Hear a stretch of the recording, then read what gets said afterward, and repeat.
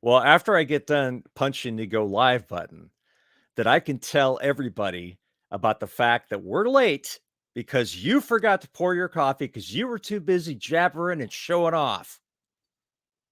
That's totally inaccurate. That is not totally inaccurate. That is completely... We're late because I was messing with a cat and we were experimenting with the noise quality. No. You were experimenting with the noise. We have discovered that if you hear that popping and crackling from his mic, it's actually the NVIDIA software removing the cat yowling from the transmission. So we could either have a little popping and crackling, or we can have a conversation with Terry's cats. I think it's only doing it when it's egregious. Yeah, when it's egregious. Yeah. So anyway, howdy, folks. Welcome to another episode of the Dead Robot Society. I'm Paul E. Cooley, and that other doofus is Terry Mixon. Welcome back to the stream, folks. We missed you. It's been a month. 2 weeks? Yeah, it's been 4 weeks. Well, it's been 4 weeks since a public show, but we did a live show 2 weeks ago. Right, but I'm just saying some of these folks saw us 2 weeks ago. Yeah, and for some reason they came back. I still don't understand that at all. I don't know what the hell you people are thinking. I really don't. But what are we gonna do? It's Saturday. It's July, Terry. It's 4,000 degrees outside. I don't see any accuracies in what you just said. So here's my question. How in the hell are you staying cool? I'm not going outside.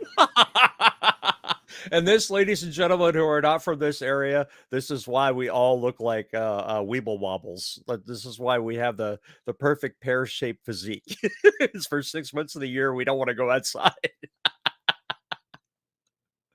We all have Stockholm syndrome. That explains a lot, Drew. So what you're telling me? Man, I'd really like to go to Stockholm. That'd be awesome. Stockholm, sweet. We want to go there? Why? Because I've never been to any of the Nordic countries. I think it would be awesome. I think it probably would be too. Of course, there's more of England I'd like to see. There's a lot more of Scotland I'd like to see, and Ireland.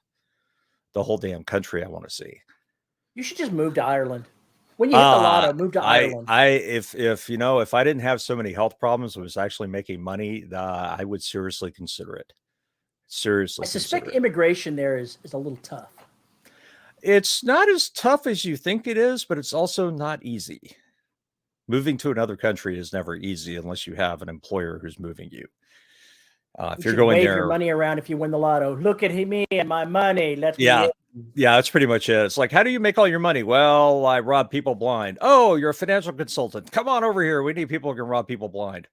What do you want to do? Come over here and be a writer. Yeah, we got plenty of those. Go away. Tim, it's 58 degrees in Stockholm. Oh, let's just hope that's Fahrenheit, not Celsius. It was Fahrenheit. Although the way the weather has been in this part of the region, it wouldn't shock me. All right, Paul. What have you been up to since last week? What is keeping you up at night? My broken brain. No, it's not. It's the editing. Come on, get with the program. Yeah. So I had made progress, and I got Arrival done so fast. 2 passes on that puppy before I sent it to Red Adept, and then basically another cleanup pass before I sent it to before I got it ready for Fireside.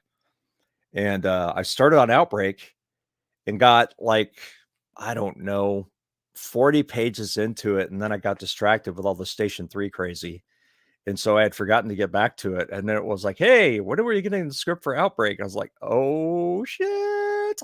So I'm back on that. I'll be working on that all weekend to get it ready. And so I can do another complete pass with no real editing, just basically read it aloud to myself before I lock it in and send it out. Just checking for plot continuity things and cleaning up some shit words. I like that part, being able to clean up shit words, because I am such a different writer now than I was, 6 to 8 years ago when I started writing The Black. Very different writer. It's always funny when you go back and you look at how much you've changed in style or expertise along the way of storytelling, or writing with each book to another, whether or not the story is good or bad, but how the actual mechanics have changed over time. The phrasing, did you go from short choppy sentences to mixing them all together and not ever having the same length? As the vocabulary broadened but not gotten too snooty? uh, those kinds of things. It's interesting to see how the writing changes over time. And going back to an older book and getting it ready again for publication or new edition, whatever, it's been curiously satisfying. But I really liked Arrival more than I liked The Black, and I'm liking Outbreak more than I liked The Black, the original book. I don't know if that's a good thing or a bad thing, to be honest. I don't know if that's a good thing or a bad thing. Pleases me. Anyway, that's what I was kind of up to besides dealing with broken brain syndrome. Last night, kind of pulled myself out of a fugue. Who knew it took 3 old fashions and hanging out with a human being around people. There is something to be said about hanging out around human beings. Yeah. I kind of missed that. I need to push myself out of the house more often. Well, what about you, man? What the hell have you been up to? I finished writing on book 4 in the last Hunter saga, so last Hunter series. It has been a long, hard drive to get this book done. I've been in a terrible mental place for feels like a month and a half, 2 months. And so it's later than I would have liked, but it's done, and I'm doing my self-editing passes now. I've also started working. I got to do the last 4 chapters with Dragon on the new computer, and the last 2 chapters with the new headphone that I picked up to go along with it. And I have to say that even though the headphones microphone isn't going to be as good as the blue microphone, for transcription, it's working as well. So that pleases me. Well, cool. I'm glad to hear that. Now, if we just Anything get the that can popping let me listen to crackling music and like lean back and and not do have what I'm shit going to fall do, over and things work, and not have to imagine chase that. this microphone around. My office is not exactly quiet. I've got an air conditioning vent literally right over my head, and there's other noises that go on in here, but the air conditioning vent, I suspect, was influencing my transcription quality. Uh-huh. And so being able to use the NVIDIA broadcast has cut some of that out because it doesn't have it anymore. Well, since JR has decided to join the chat, you know, he says, don't lie, you copied and pasted the script to Thor, Love and Thunder, and made it Last Hunter 4. Not only is that true, I went ahead and rewrote him in as Natalie Portman's character. Having not seen the movie, well, first of all, let's talk about something straight here. You went and saw this movie. I did. What is your opinion? I give it 2 stars out of 5. Oh, and considering And how that's much being generous. I actually, when I rated it on Rotten Tomatoes, gave it 1.5 stars. Now, see, considering you love so many terribly cheesy movies, I have to assume this was especially egregiously, horribly written, told, directed, acted, or the whole conceit just did not fucking work. So which of those 7 is it, and which combination? Here's what they did. They went ahead and wrote the movie as if it were the story was being told by a different character other than Storr. It's kind of like a funny story to a bunch of kids. Okay. And they, even when they weren't telling the story through the narrating character, the actors kind of acted like it was. So it felt like Thor was out of character. It felt like their being cute with the storytelling method ruined the story itself. Okay. And evidently it was enough to really just make you go, why am I watching this? It did. I pondered about halfway through just saying, let's just go. We're wasting our time. Wow.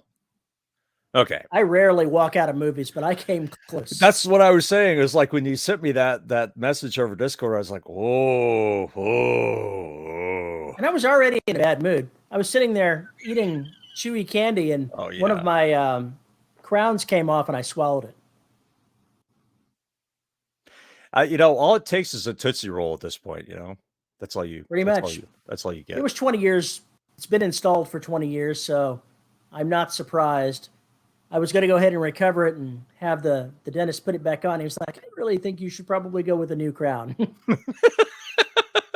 How many years did you get out of this one?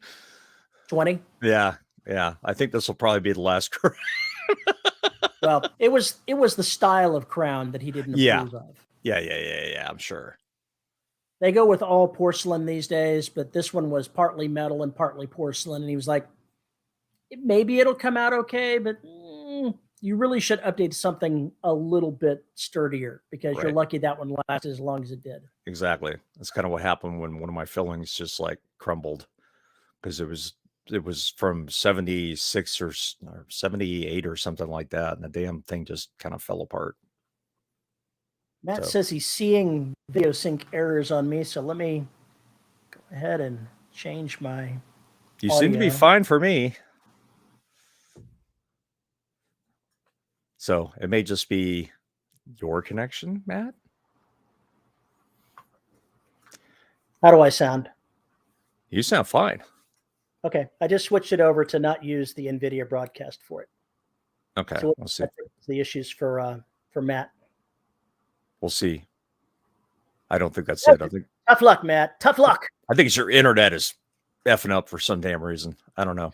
That seems to be pretty sprightly to me. But odd. Paul's in sync, but Terry isn't. So I don't know. Is this where I start singing one of those boy band songs? You should.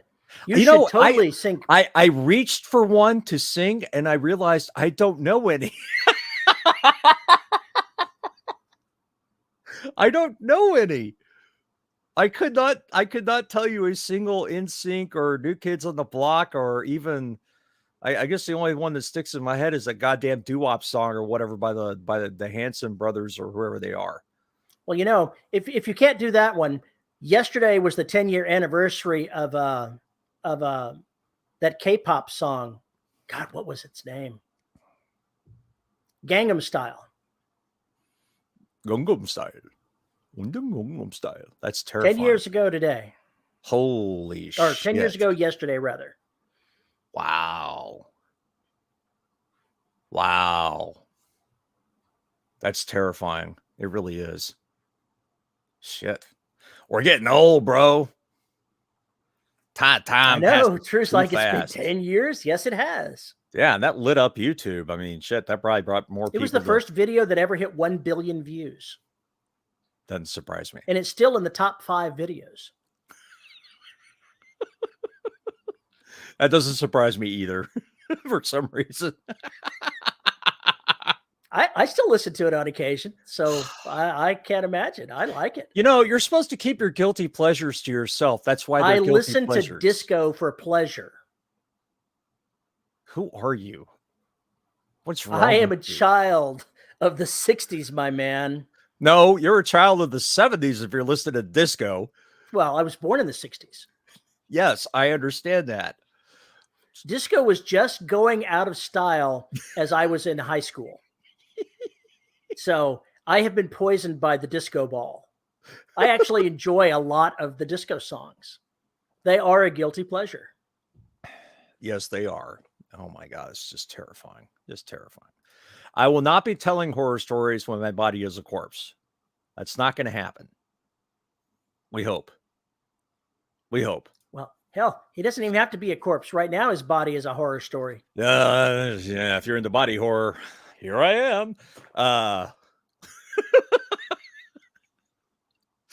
That's why advertising comes the bloodiest horror movie ever.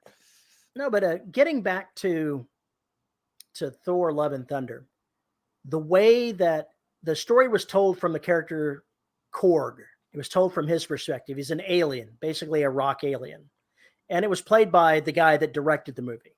So in a way, he was being cutesy with his own character, telling how the story was, but he had Thor acting like, I don't know, an idiot. I'm not sure. Just it was so off in the way the character was acting. You know what that it ruined the story. It reminds me of the way you speak about that, the scene where C-3PO is recounting the events that brought them to Return of the Jedi to the Ewoks. And he's babbling in their language, and he's got the sound effects and everything else. That's what this sounds like, a bard recounting a tale, which may be why the characters are doing what they're not supposed to be doing, because that may be part of the point of the jackass who's telling the story. And the conceit didn't work for you. I am totally willing to admit that it's the conceit that failed. Okay. It was poorly considered. And I don't know. I'm not sure what its end result is going to end up being, but it took a movie that should have played better and made it so poor that it was a waste. You think maybe it's just an audience expectation thing? No, I don't think so. Well, here was my reaction to the trailers, okay? And my reaction even to the title. Not just the title, but the trailers that I saw both in the movie theater and the ones I've been, assaulted with on streaming services. It didn't look right. The dialogue didn't sound right to me. And maybe this kind of plays into what you're talking about. Some of the things Thor, they got him saying is just kind of like, Yeah, but exactly. What was really striking to me was the font of the title of the fucking movie. That I didn't font, even notice it. Tell me it wasn't in Comic Sans. It is damned close. Because, you look at all the other Thor titles and they look all serious and they've got that, kind of Nordic mythology look to them and everything else. This looks like spray painted graffiti from a fucking cartoon or a anime metal album or something like that. That gives off a completely different feel for the movie. And I was even more horrified by the idea of that, by the title, how it was rendered, and the actual title, Love and Thunder. That just sounds cheesy as shit to begin with. Well, I'm not going to get into the whole Love and Thunder bit, but those two words do play into the plot of the story. That's fine. That's not fine. Together, mind you, separately, but they do play into it. I will say that the most entertaining part was the giant screaming goats. Spoiler alert. Well, regardless, it gave me an idea for the movie was not going to be serious when I saw the way the title was rendered. Serious things happened in the story, but it was not a serious movie. Right. It didn't take itself seriously, I guess is what you're saying. And it didn't take the events themselves seriously. Well, but it is a minor bit of a spoiler, but Thor, his myth had the two goats. This is part of Thor's actual Nordic story. Oh, so if you know Nordic mythology, you will not be surprised by this. So the goats are not exactly a tremendous spoiler. He didn't name them, but that Thor did indeed have two goats. They're not named in the mythology? They're not named in the movie. He didn't name them in the movie. Okay. But it's not a shock if you actually know anything about the mythology, the Norse mythology, that he has two goats. See, I wouldn't have known that. I would not have known that. Huh. Interesting. Well, obviously, whatever they did, I mean, I think it's good that they decided to take a risk on something like that, because even if it fails, they were taking a risk. Yeah. I think that's better than spending the same time doing the same old tired shit.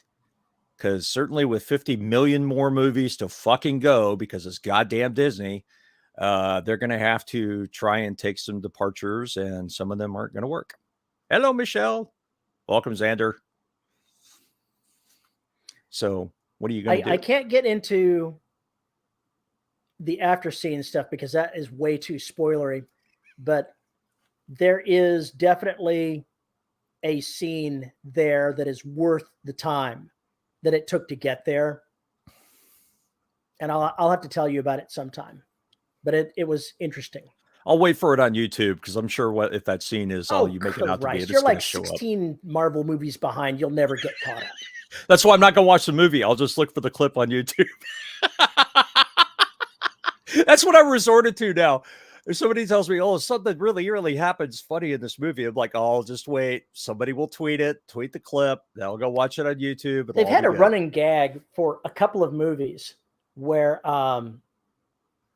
they have a couple of Asgardian actors playing Thor and Loki and Odin and other people in like a play on the movie while it's doing it. Right.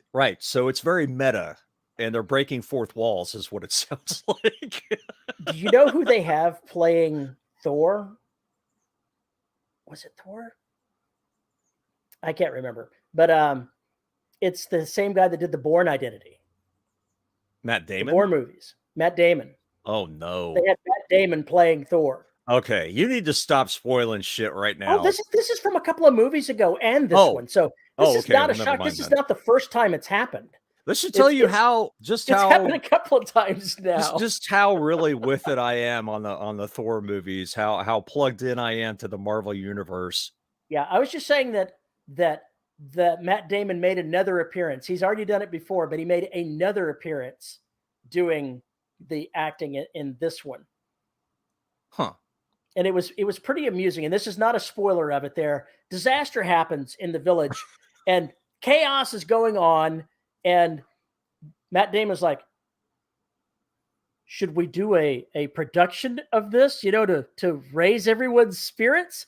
And the leader's like, she didn't say anything. She's like, this is a really critical time. We've got to focus on this there. And she goes off and does her thing.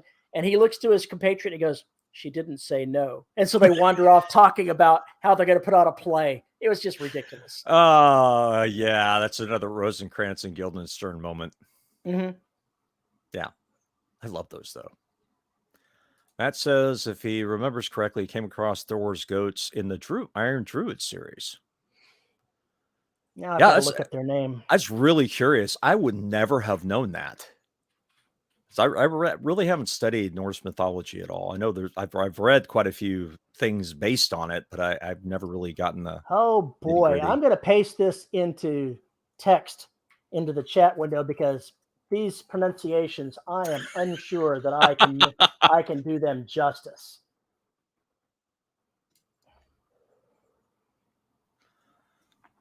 Oh Lord. Yeah, I can understand why you chose to put those in there like that.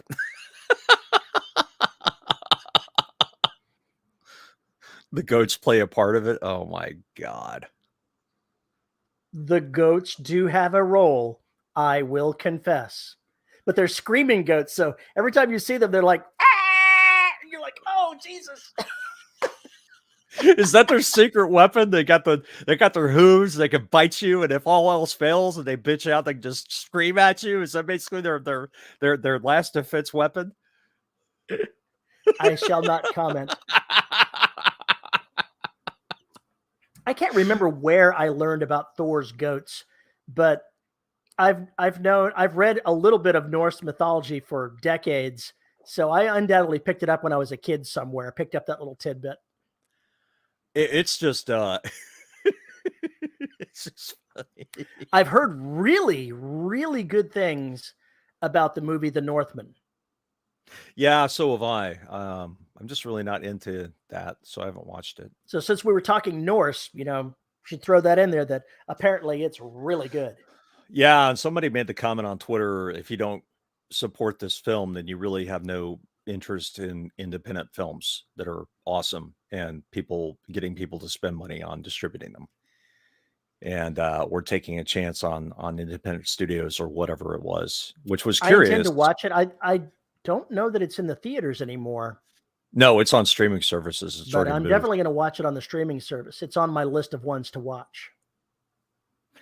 Yeah, for people to say that kind of shit though about films, if you don't go and see this film, it's like, dude, we're still in a pandemic, and some people are still like maybe not medically equipped to go to the theaters or don't want to go see the theaters. It just seems silly to try and say that. It's like we could purchase it, we can watch it on streaming. Isn't that basically the same thing? Apparently, Skarsgård, the guy that stars in this movie, he's been wanting to do a movie like this for a long, long time. And when the writer approached him with the idea for the story, he just about literally threw himself on the writer and has been like buried in this project since day one, giving it 150% of everything that he has. Well, that's nice. So That's nice. he leaves nothing. He gives the audience everything in this movie, apparently. Well, that's cool. I'm glad to hear that.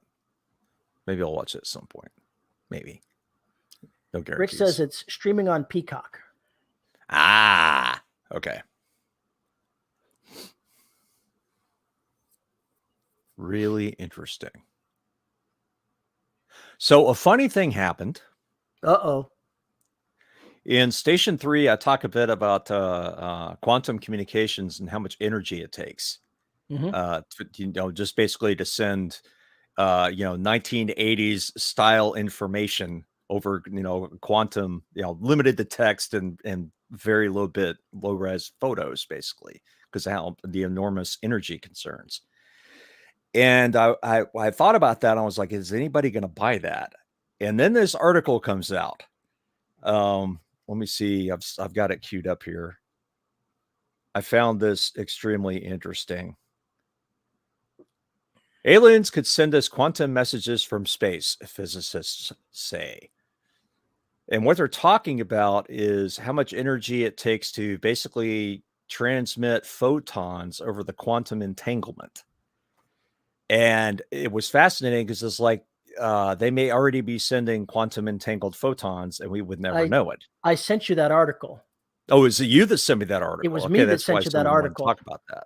And I ended the story with, and when we finally build the stuff to communicate, to hear what they're saying, it says, we've been trying to reach you about your planet's extended warranty.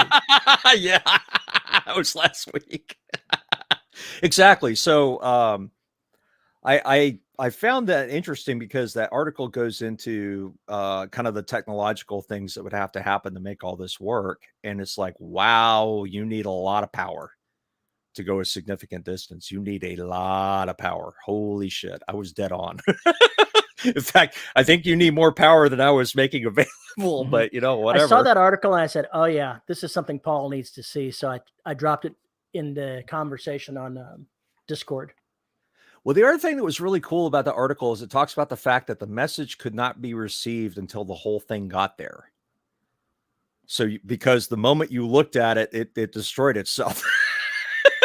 Because it's all this quantum rules bullshit. I was just like, oh God, I hate this. If you ever have to deal with quantum stuff, you need to have one character standing aside going, this is bullshit. This is just fucking bullshit. Oh God. It's Schrodinger's message. It's Schrodinger's bits. Did it get here? Does it really exist? No. Oh no, it could be 1, 0 or something in between. Yeah, we've been trying to reach you about your AI's extended warranty. Yeah, there you go. That's what happened. So, wow, I really need to put that derelict somewhere, or the War of the Sea Chronicles. I really need to put that somewhere. Anyway, it was a fun little thought experiment because it's like, all right, so we're both science fiction writers. We both deal with this kind of bullshit. Would you ever try and put the details of how that hand wavium works? Would you ever be bold enough to try and explain that? Maybe. Just maybe.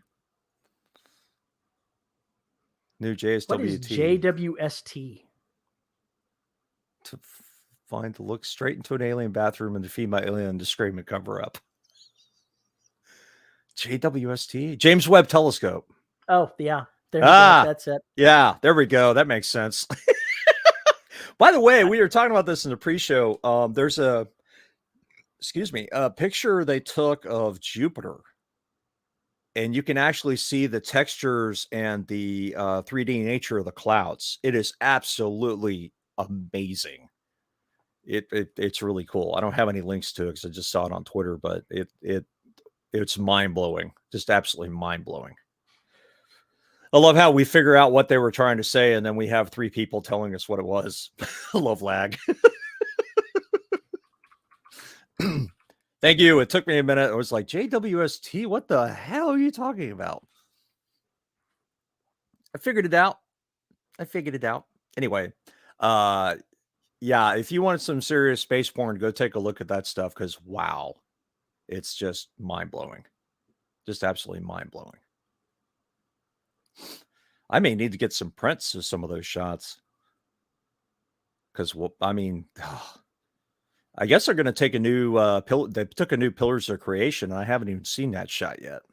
That's one of my favorite all-time astronomy porn pictures. I love that. Oh, so good.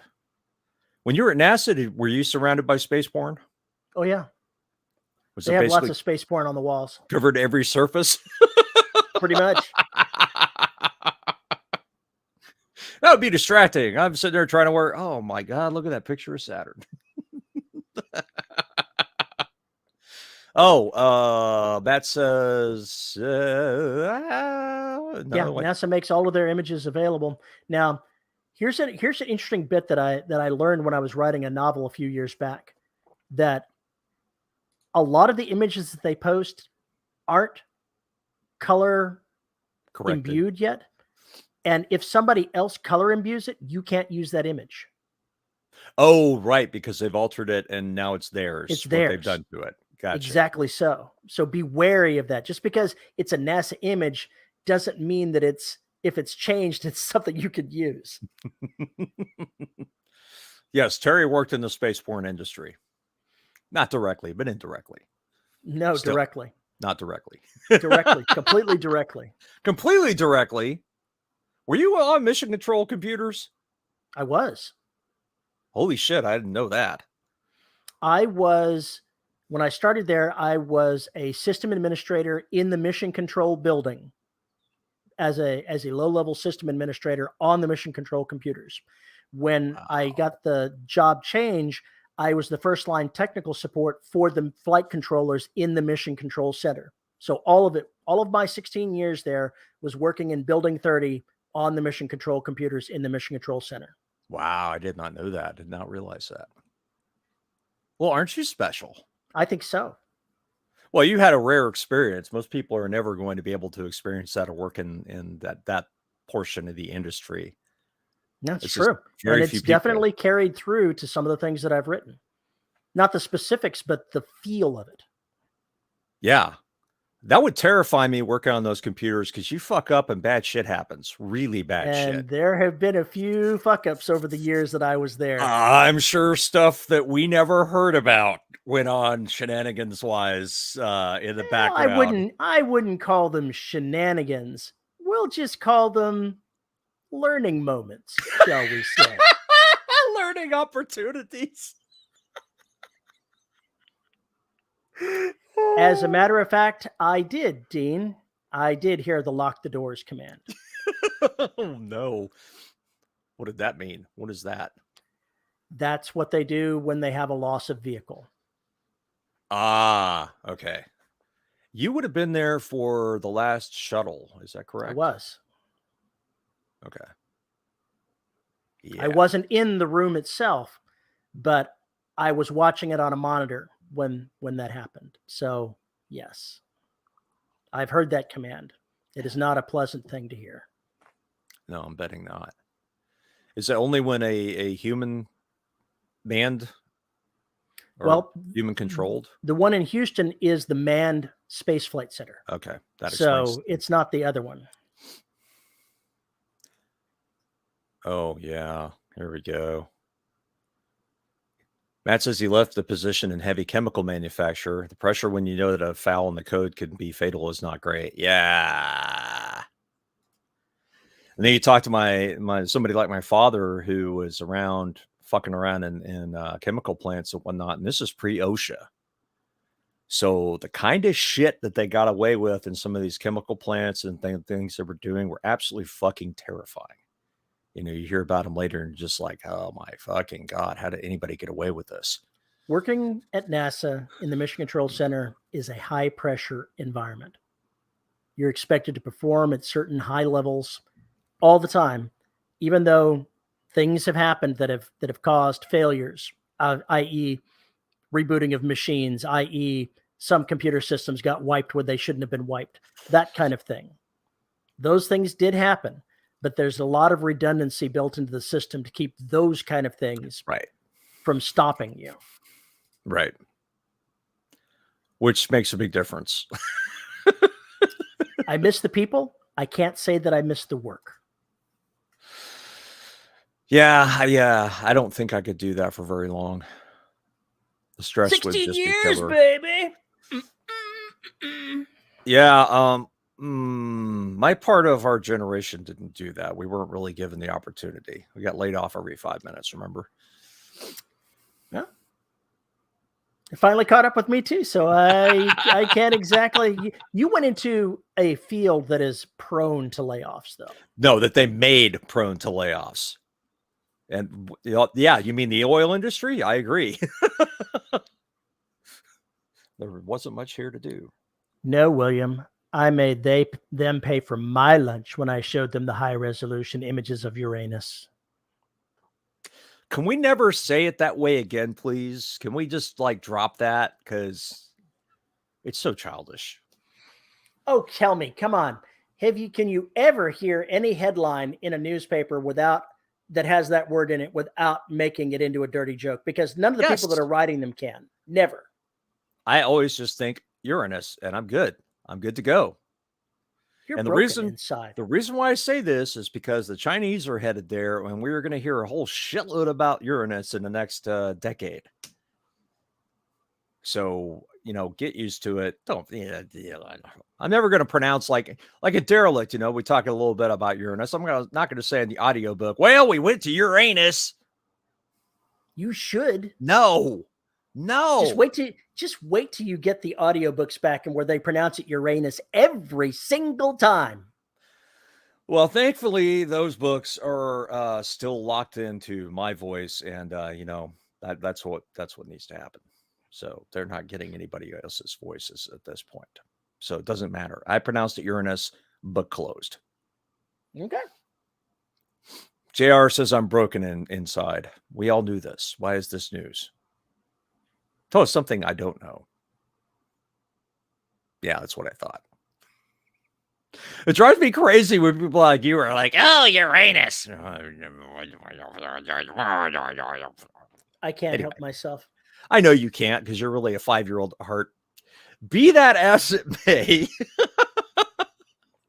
The other one I found that was yesterday at the bar while I was waiting for my drink to get made was they got a new repeating signal that they just found. It goes on for 3 seconds in some pattern and repeats every 0.2 seconds.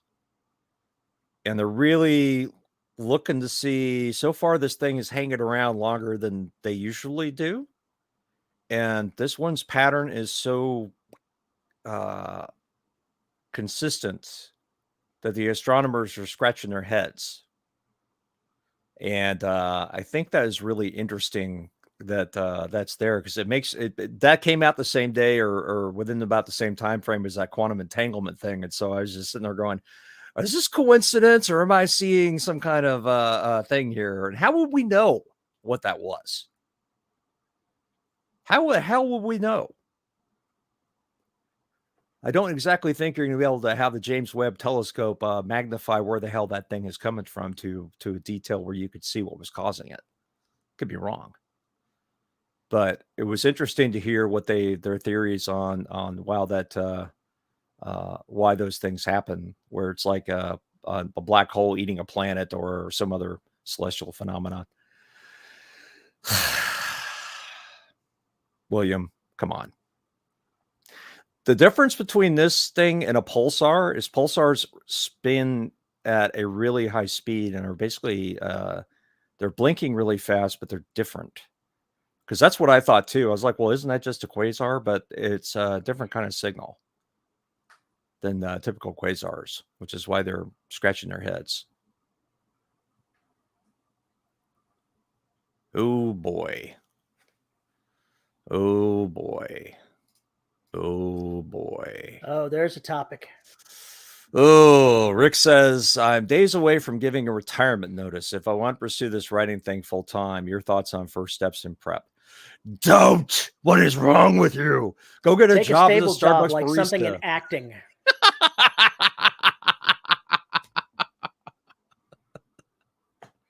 It's one of those pieces of advice that no one ever does. Save up a couple of years worth of money if you're going to do this full time.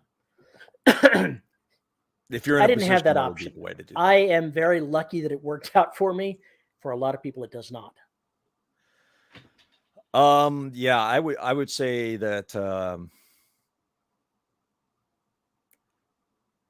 biggest thing you're going to have to do is you're going to have to be productive as hell, because you're going to have to be putting out at least 4 books a year, if not 5, to keep your name up in the heads, kind of like what Terry's done.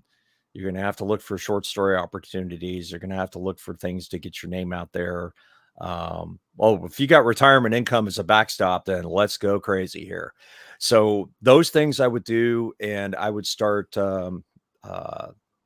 working through those kinds of things and making sure you get on a schedule, whatever that is, to your liking, and build up a backlog, build up a back catalog, yes. a back catalog of stuff that you can just have ready to go at a moment's notice. So if you find anthologies, if you find other stuff, it's all there.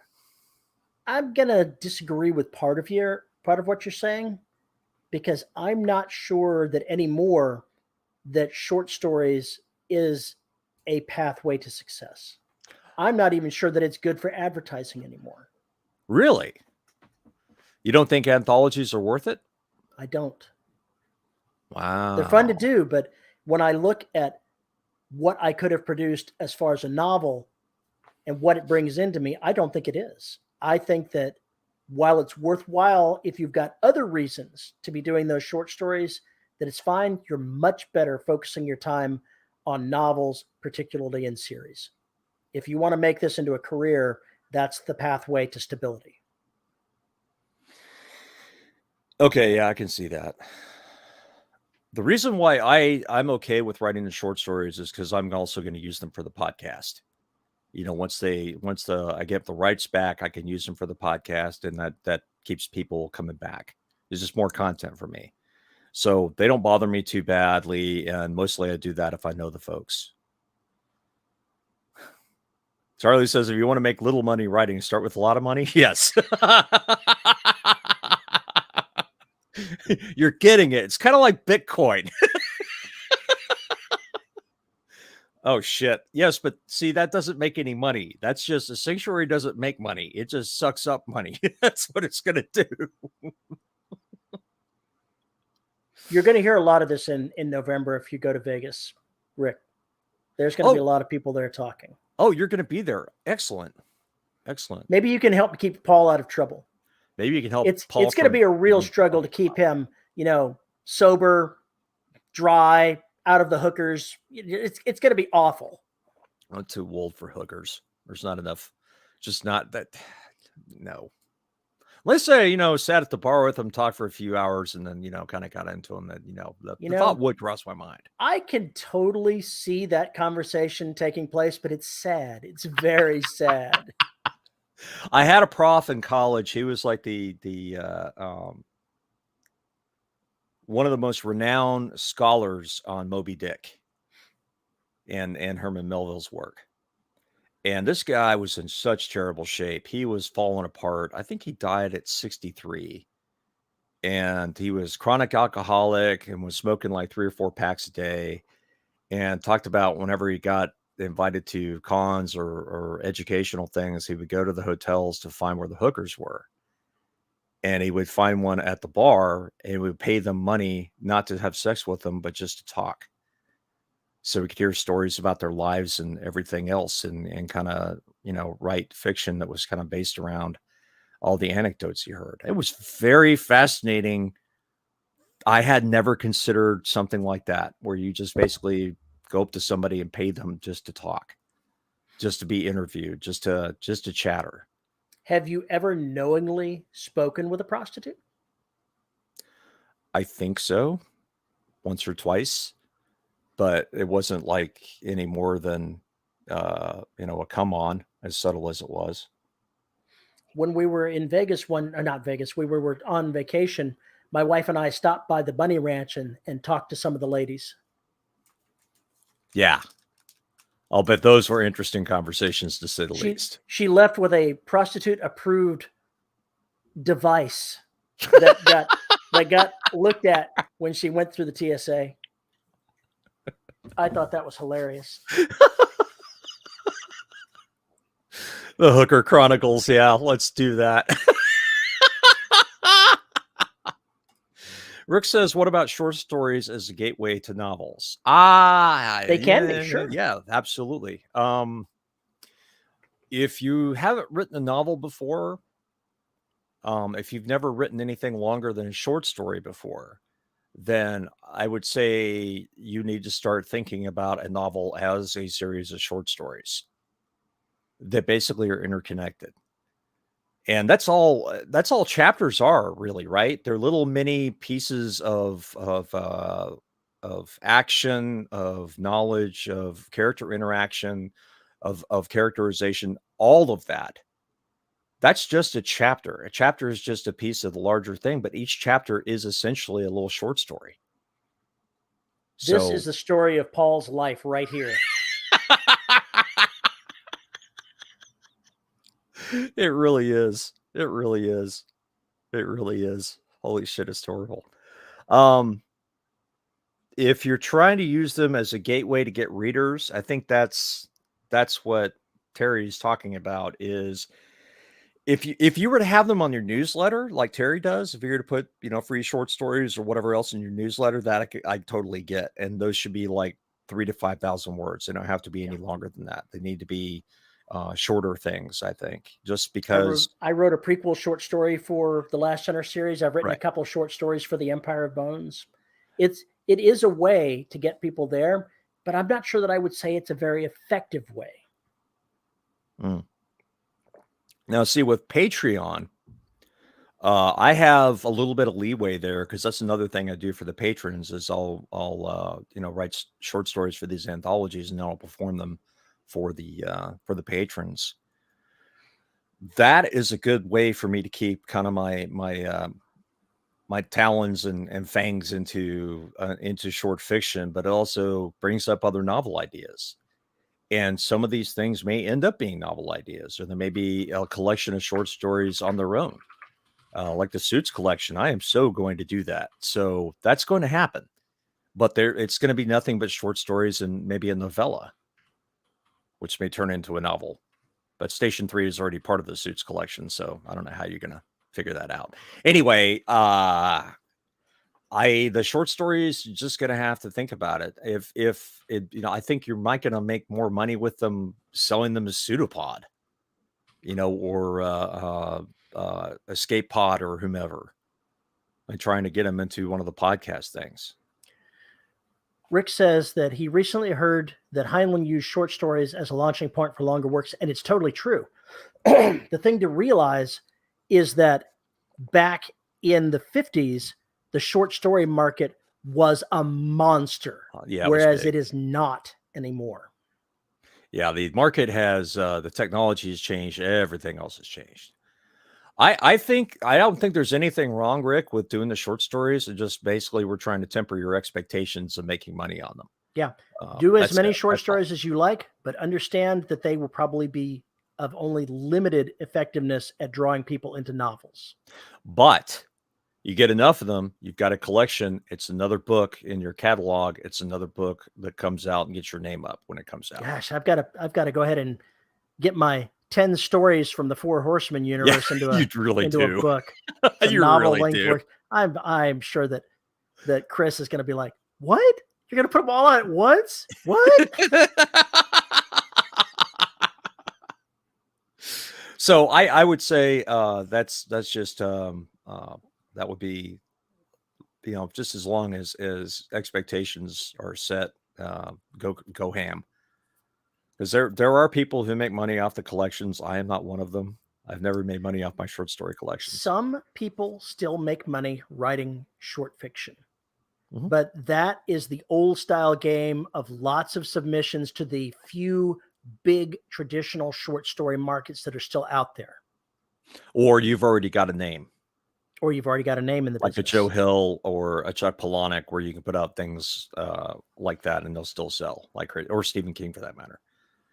So it's a little bit different. It's hard to imagine Stephen King writing short fiction of any kind, isn't it? No, it's really not. The scary thing is just how goddamn prolific he is. It's terrifying. You look at his output and you're just like, how? Prolific. What would you consider prolific? If you were going to write X amount of words a day, what qualifies as prolific? I would say even if you're writing just 1,000 words a day, you're probably pretty prolific compared to most people. Compared to most writers, as a matter of fact. Because most writers have day jobs and they're not going to, and most of them don't even get that on a regular basis. So I'm good to coming in with 3,000 to 4,000 words is what my current writing is. You're extremely prolific. Somebody, my dad was talking to, looked me up on Amazon, was like, holy cow, he's written this many books. He's very prolific. And I'm like, no, what are you talking about? I got friends who are up to 50 books already. I'm just a slacker. It's just one of those deals where you look at it and you're like, Glenn Stewart he posted a picture of a stack of his books that is almost as tall as him. He's like in the 60s. Yeah. Those people are insanely prolific, but I think basically for most of the public, if you're putting out 2 books a year, they're going to think you're insanely prolific. And compared to a lot of writers out there, you will be. If you publish 3 novels a year, you are prolific. Mm-hmm. Right now, with the Last Hunter series, I'm looking at putting out a book every 2 months, which seems ludicrous to me. And yet it's happening. I'm slowly adjusting I'm making the changes that I have to make that into a reality. But I don't think I could do any faster than that. Some people can. I've got a life. I've got other things I need to do. This is true. This is very true. Dean says, how are the Fiends doing? They're doing okay, although I got to take Shadow into the vet. But they're doing okay otherwise, I guess. Luna is anyway. Tim hasn't learned things like sleeping, eating. He's also dictating. So am I. Yeah. But you're old. He's young. I'm slow. I don't talk very fast. I don't believe that for a goddamn second. I don't, actually. Part of my problem is that I consider what I'm saying before I say it. Oh, I thought you meant regular conversation. No, my brain is not that fast in kicking out what I want to say. So as I'm writing, I'm considering what I'm saying. So it doesn't quite work out that way for me. So it's no different. Basically, when I'm dictating, it's about between 70 and 80,000 words a minute is what 70, 80,000 words, 70 or 80 words a minute. 3 hours to dictate 18,000 words. Jesus. Well, 6,000 words an hour, that's doable, but you're committed. You're rolling, man. Wow. Well, here's another one. Problem is I run off the rails with the story. There you go. I rarely run off the rails with the story because I'm already thinking about what I need to accomplish, where I'm going, and I'm reassessing what I'm doing. I'm also correcting Dragon as I go. If it makes a mistake, I'm fixing it. So it's not me Yeah. just, when I was out wandering around and recording it on a headset, I could get some pretty serious word counts going there. But then I have to spend more time cleaning it up. So the rate that I'm doing is what's sustainable for me for getting relatively clean copy. And even so, about a fifth of those words end up being cut during the editing process. Yeah, that's the other thing I was going to say is the it does sound I hope that when you get done, a lot of those words are going away, because I have a feeling you're putting in a lot of extraneous stuff that maybe not need to be there. Honestly, But it's not wasn't not. talking about you. I'm talking about Tim, Oh, not well, you. that may be true. With me, my editing ends up taking out a sentence here, 2 words there, this other word over here, changing this one word here. That's what my editing is. I'm pretty well satisfied with what's laid out. It's refining it into something that's a little bit more pleasant to listen to and doesn't have the repetitive nature of what somebody that's talking introduces to it. Yeah, he. You can't start every sentence with he. Go switch that shit up. Go Yeah, kind of pretty change a few much. things, move them around. Yeah, that's what I do too.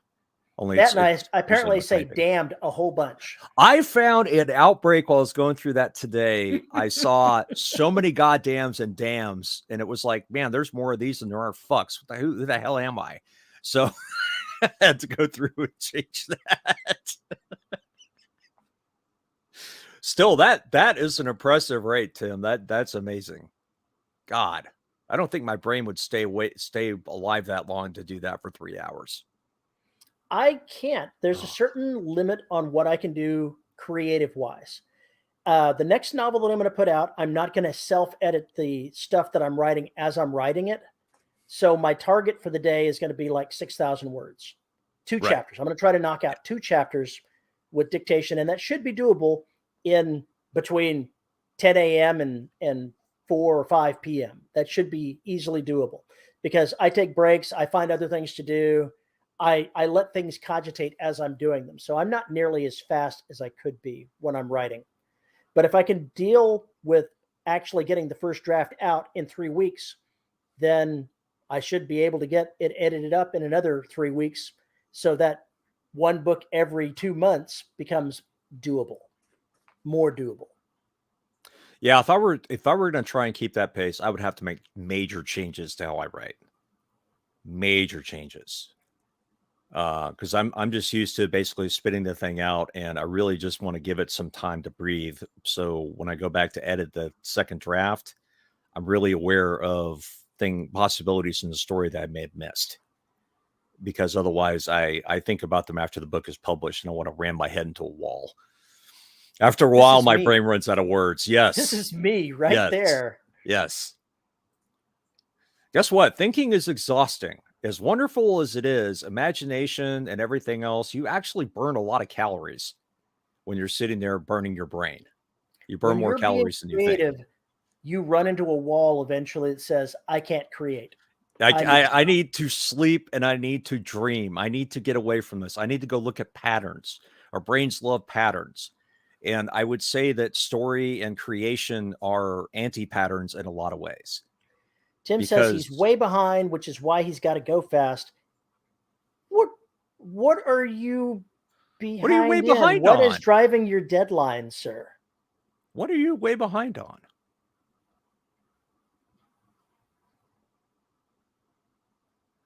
As we sit here and wait Wait the 5 seconds before they actually hear what we said. before they actually hear what we said, and then the 10 seconds before they start typing, if not And we 20. probably caught him on the way to the John now, so we'll just be sitting here waiting, hearing a What he flushing really sound in the meant, distance. what he really meant to say was, but I'm way behind, which is why I got to go, and then go He away. says he's way behind in publishing. So if you're writing that many words a day, shouldn't you be publishing a novel every month? How far behind could you be? This is well, I guess where I'm going with this is it's not an external deadline. You are imposing these deadlines on yourself is what I'm gathering. And if that's true, you don't have to kill yourself, man. That's all I'm saying. I mean, are you saving up for for artwork and editing and all that before you start publishing all these puppies at once, or just they're just sitting around waiting for you to get back to them to publish them? So that's my question. He's talking about a CPAP, and I totally get that. I've used a CPAP for more than a decade now, and it makes my life a lot more bearable. He's saving up a whole series, and the deadline is kind of internal, but he also needs to make money. If you're saving up an entire series, I think you may be missing an earning opportunity. Unless you're planning on doing a rapid release of every 3 months just to kick him out. If he's writing that number of words, I don't know how many books he's already got in the can, but it may be time to start looking at publishing them. It may be time to start getting ahead on that. Yeah, it might be time. We'll see.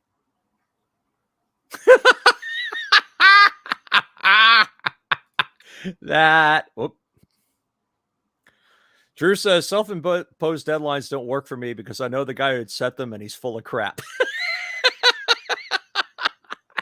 They're hard for me too. I suspect they're hard for a lot of people. I think they are. I think because they're bullshit and you're going to slack. It's different when I have promised something to somebody by a date. That's different, right? But if I say I need to get this done by this time and then something happens, well, I'm going to do the Scrum Master thing where I basically reorder the sequence of events that have to occur. Sometimes something you want to get done by this date has to get pushed by something else because that thing becomes more important. It could be health-wise, it could be some kind of family drama, it could be financial, it could be whatever. But the bottom line is I always build a lot of flexibility into my self-imposed deadlines. And whatever you think you can get done at a time, triple it. Triple the time. All right, I'm going to post this put up here into there. The first is, he says, to be honest, my publishing schedule is new, but I'm a starving guy in a bad living situation. So I need to release 30 to 50 books by this time next year. I've got to say, holy shit. Oh my God. I hope this works out for you, Tim. I really do. So do I. Oh, Michelle asks, have either of us thought about writing a nonfiction book about writing or something else, either separately or collaboratively? No, because I don't think that I could tell enough cogent advice to make it any better than anything that anybody else has ever done.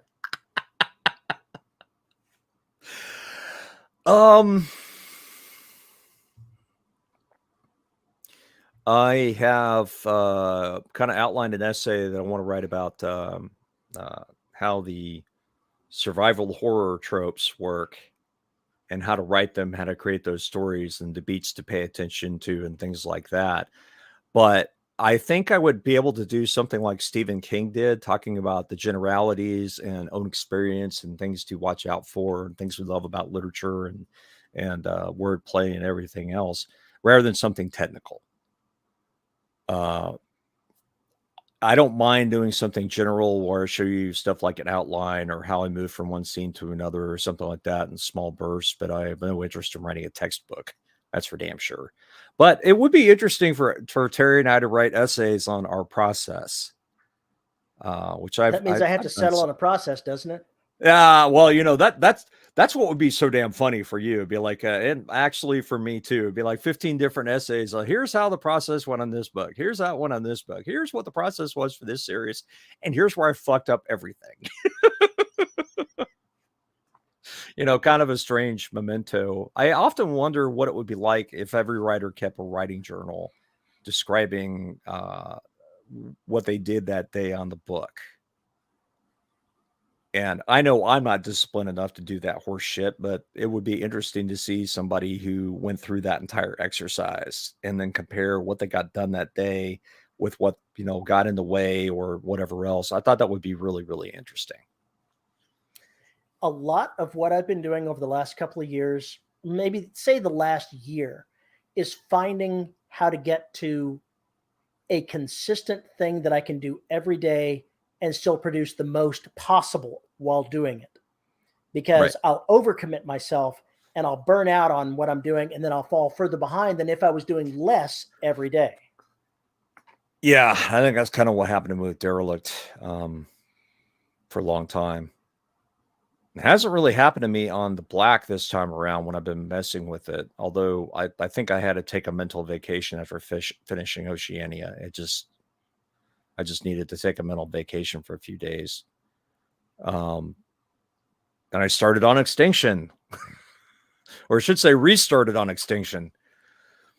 So here we are again, once more on this whole mess. But now I'm interested because I have new character. Well, I'm going back to old characters in new situations. Everything's fucked. So I have fun. I'm going to have fun basically describing just how the aftermath from the last book looks. Because we didn't really get a. I'm not gonna say anything more about that.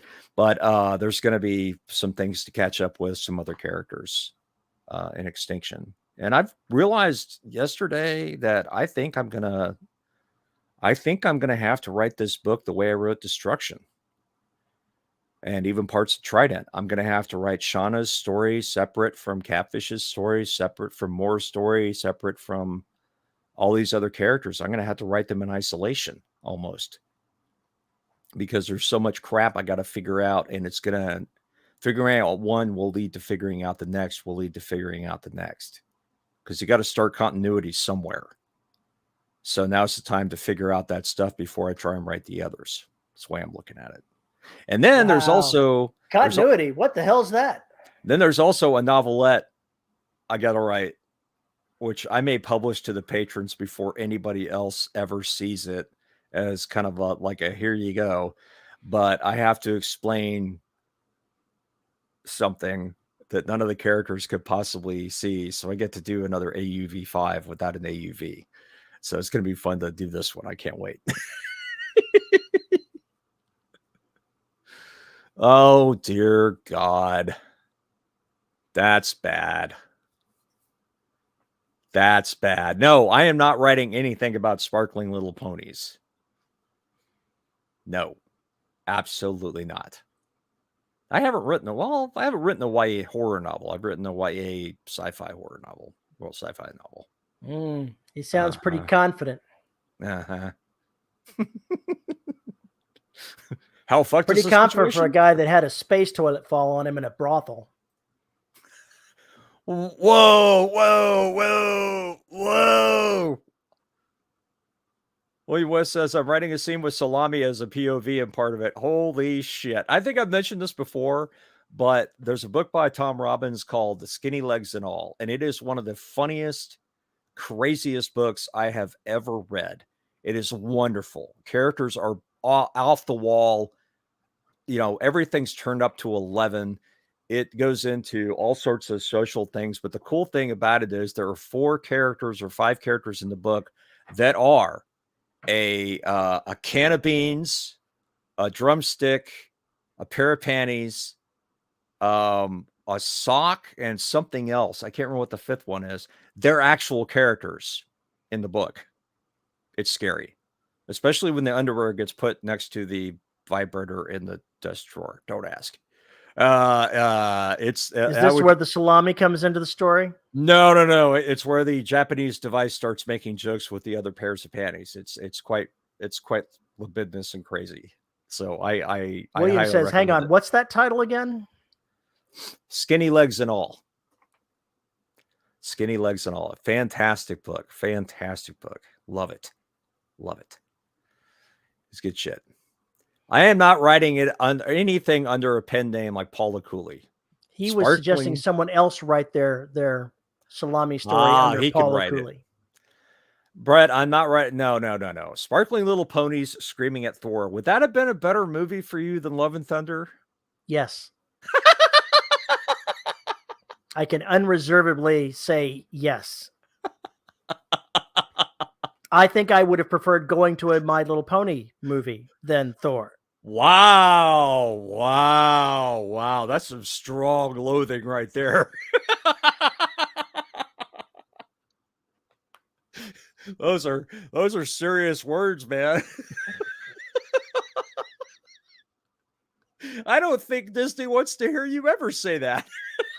Then they should not screw it up the way they did. Oh God, that's sad. That is really sad.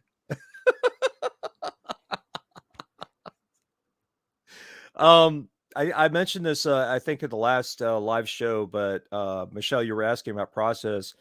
Ed Lorne is actually on YouTube. Brett says, I came into this podcast wanted to see Thor, now switching to a My Little Pony binge. Anyway, Ed Lorne has a series on YouTube where he's actually writing a novel live. And he breaks in and talks about why he's doing what he's doing process-wise while he's writing the book. It's interesting. So I would recommend if you want to see another writer's process who's very, very good at what he does. Not everything he writes is going to be in everybody's wheelhouse, but he's an amazing horror writer. I'd go check him out. Go check out what he's doing there. It would be interesting.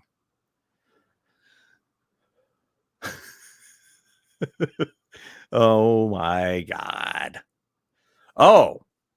Ooh, JR asks, what does it take to get a 1-star from you? Have you ever? I'm not sure that a movie that would hit a 1-star that I actually stayed into. You DNF'd it? Did not finish. There have been movies that I have not finished. Does that mean they're automatically a 1-star? If I was going to bother reviewing them, yes. You're welcome, Michelle.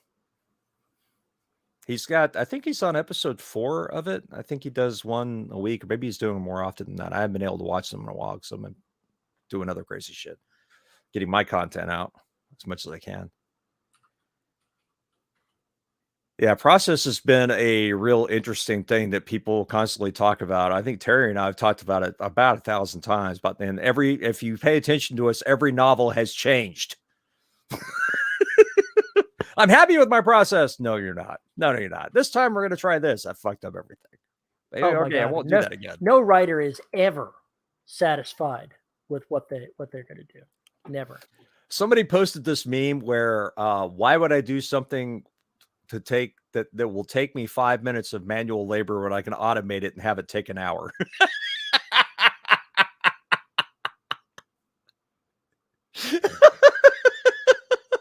By writing a script for it. I can't find the name of it right now, but there's apparently a Harry Dresden My Little Pony crossover that's apparently pretty good. That's about as horrific a thing as I can imagine.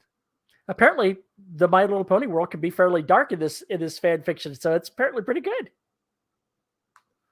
Wow. We talked about it, and I posted the link to it, gosh, maybe a month ago, but I don't remember it now. I'd have to go back and find the Facebook post.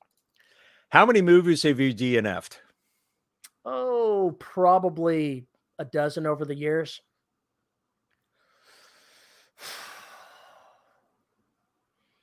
I don't think I've ever walked out of a theater.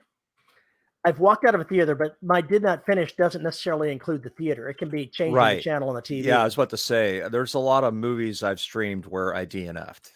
I bailed. It has to be pretty bad for me to bail, honestly. But I bailed hard. There's a few that are just so horrible and awful that, ugh. Oh, boy. The My Little Pony world has police, which made me wonder, what crimes do they do? Ooh, Terry. Brainstorming. So say the question again.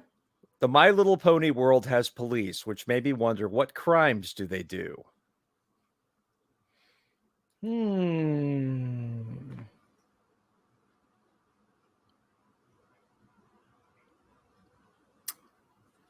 I do not know. I mean, besides shitting rainbows everywhere or whatever the hell it is they do, that's got to be annoying, leaving rainbow dust everywhere every time they have a fart. Is that how that works? I don't know anything about My Little Pony, so I'm just making shit up as I go here. Okay, in My Little Pony, there's like a group of little ponies that fart rainbows and everything else, and there's another group that eats those rainbows. And then they kind of like have a battle royale to see who's actually going to win, because in the process of eating the rainbows, they're actually killing the horses that make the rainbows or something along those lines. Or they get invaded by the black and the only thing to be killed by is farted rainbows. I don't know. I don't know anything about My Little Pony, so I'm just making this shit up.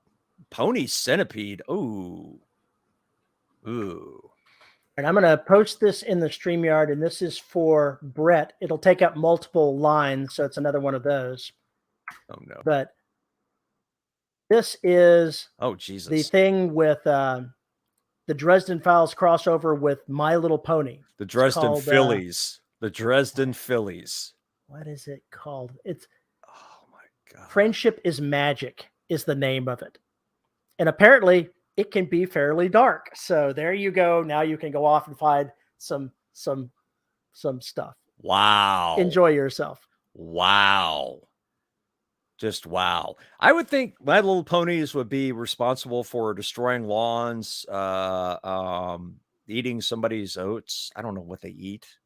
God, I don't know anything. There's a gift that I've gotten out of there called the Friendship Cannon. Oh no. Where one of the ponies is just going nuts and tearing up a barn or whatever, and this rainbow of light fires down from the sky and blows the entire thing off the top of the hill. So apparently there's some friendship rainbow blasts going on in this show that I'm not aware of. So wait a minute. If you fuck up, somebody's going to like blow you off the map with a rainbow. It was like an orbital defense cannon shooting on this damn barge. I love that idea. I love that idea. An orbital defense cannon that fires like candy hearts or some shit. It was a big old rainbow. I'll have to see if I can find it. It was ridiculous.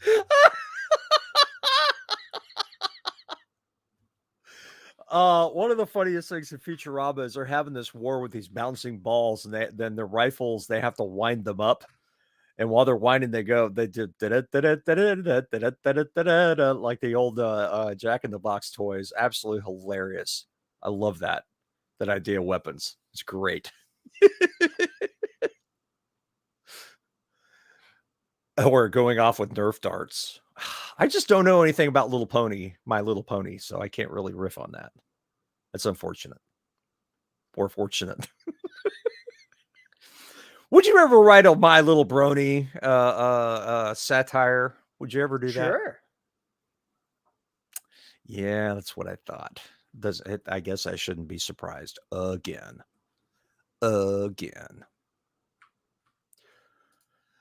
Alrighty, so. Oh, yeah. Paul needs to have an improvised cannon launch Thomas Reed's corpse in one of his stories, Corpse Cannon. The Corpse Cannon. I like it. I like it.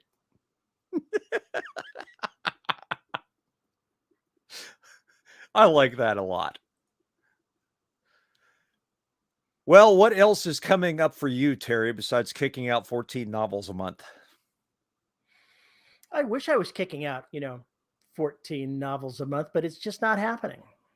Can't imagine why. You're just such a slacker. It is what it is. Look, we have a penitentiary. We're not afraid to use it. We will throw your ass in there. We're not making the Corpse Cannon canon. We should make it canon. It needs to be canon. In what series? I haven't written anything where I could have a Corpse Cannon yet. Why haven't we written that? Why haven't we written our zombie apocalypse story with the Amish? Why haven't we done that yet? We've been talking about it for years. It's just because, we haven't. Mm-hmm. All right, Paul, I'm going to post this in the private chat because I can't post it in the public chat. That's bad. What are you posting? What horrible thing? Oh. Hate detected firing orbital station. I will put that in the freaking Discord. It's titled Orbital Friendship Cannon. I will put that in the Discord. All right, that's in there. I'm not even sure that this is real. If it's fake, it should be real. That's what I think. Oh, wow. Napoleonic Garaga featuring Corpse Cannon. I don't think they would do that because that would be just too telling of things. They like to hide among, not be completely insane. Although they could be. Things to think about. See, Drew is saying here that he needs to write a short story where they ask for volunteers for each ship and everyone refuses to get on the one piloted by J.R. Hanley and Thomas Reed. That seems legit. That's the kind of scene where, you have them volunteering and behind them, there's like a row of people going.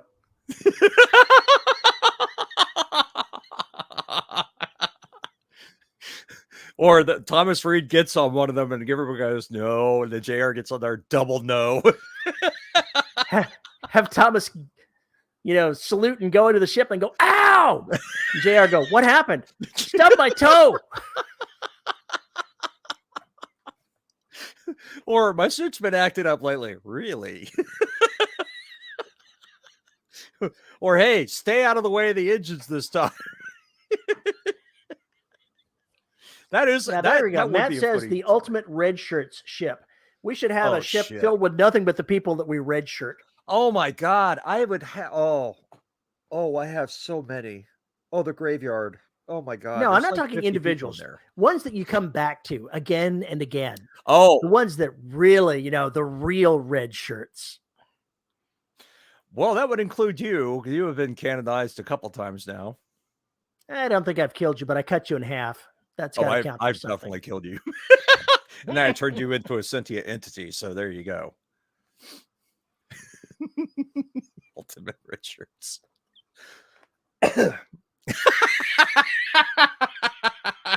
The plot twist is that both ships are prototypes, and one without Hanley Reed is the one that blows up. Yeah. The mix and drive. When I clicked the wrong one, where to go? There you go. Famous last words. One of my favorite things to do in the thrillers is to basically have a piece of equipment that everybody's relying upon, and you kind of hint at if this failed, it'd be really bad, and then not have it fail. Have something else fail that they never thought could fail. So basically, you give the reader that MacGuffin and the characters that MacGuffin, and then you just totally wreck it by it never being a problem. But there's other stuff that is so broken that it outweighs what you thought the worst problem would be to begin with. It's just a nice little thing to do. The Empire of Man series that was put out by John, what's his name? I've now forgotten his name. John Ringo? Yeah, John Ringo. You guessed, you got it right. But he has a funny thing in that book, they replace the bad word with pock, P-O-C-K. So it's pocking this and pocking that. Okay.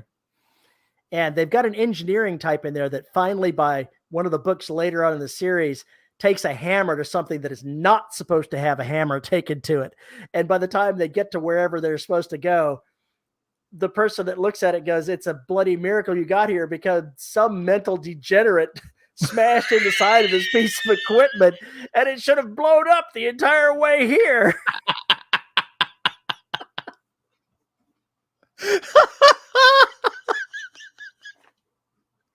Oh God. Yeah. They didn't specifically say that character is the one that did it, but you kind of see him like edging backwards and pushing the toolbox aside with his toe, getting it out of the way. I like that. Somebody come in and just beat the shit out of something for no reason. Somebody took the quantum drive and beat the living snot out of it. It only needed a spark plug change. and the engineer's like, oh, so that's how it's gonna pock and be.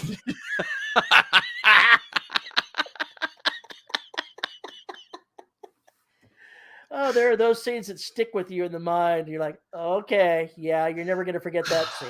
I love those little lighthearted moments that come along where you can just have a character do something completely stupid that is in line with what they do, but you never thought they would do something like that.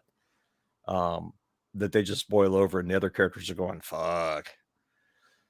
Drew says he can't kill off Terry and I in his current series because they're in canon as they are here. I use the actual book, The Black as a plot device. What the hell's wrong with you?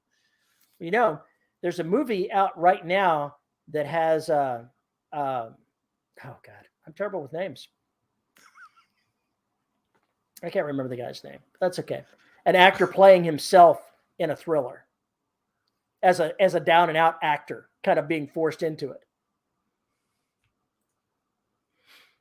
Is that a Nick Cage flick? It is Nick Cage. That's it. Okay. How did I know that? I don't know, but I'm glad you're here to help me remember all these names that I can't remember. But it's on my list of ones to watch because I'm like, okay, that sounds fucked up.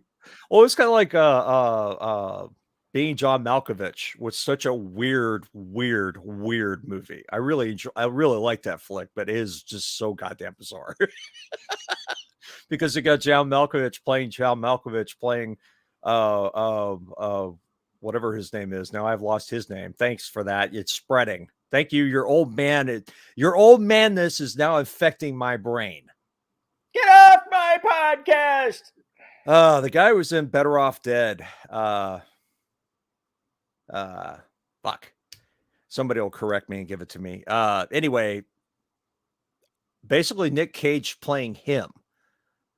Or excuse me, Michael Malkovich playing him. John Cusack. There you go. Thank you. God. Yeah, I just think that was really funny. Really funny. Oh, okay. On movies, Matt says he just saw Underwater, which had a very Black Station 3 feel to it. Enjoyed it. I liked that movie. The criticism I've heard over and over again from my friends who have watched it is they said basically it's just one long action scene, which is really, if you think about it, pretty goddamn close. There's so little characterization, but it's not because we don't get a feel for the characters. It's because the way the story is written, there is not an opportunity for it. Because things are moving so fast. What does it take? 2 minutes maybe of film time before the shit hits the fan? And it doesn't stop hitting the fan. It just continues hitting the fan. And there's very little breathing room to get to know, what's going on. And I think that was the biggest complaint I had about that. Otherwise, that's a cool flick. I mean, the idea of everything is very, very much like M2 to a certain degree. But I love the Lovecraftian nature. I love the fact that we don't, the way they kind of hid certain details about the creature and the other stuff going on. I like the constant pressure of them being in their suits and having to worry about oxygen and energy. I love all of that. So I thought it was a well-made movie, and the actors did the best they could with what little dialogue and opportunities that they had. But, sometimes you only got a couple of minutes with a character in that flick. So you really didn't have an opportunity to get to know them. And the funny thing is the main character didn't know them either. And so that worked for me.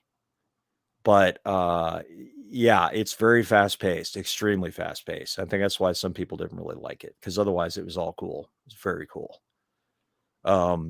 And yeah, the tension did not let up. It just had these little dips, and then it would just jump off the scales again. But the underwater scenes were cool. Believe me, I've stole that shit.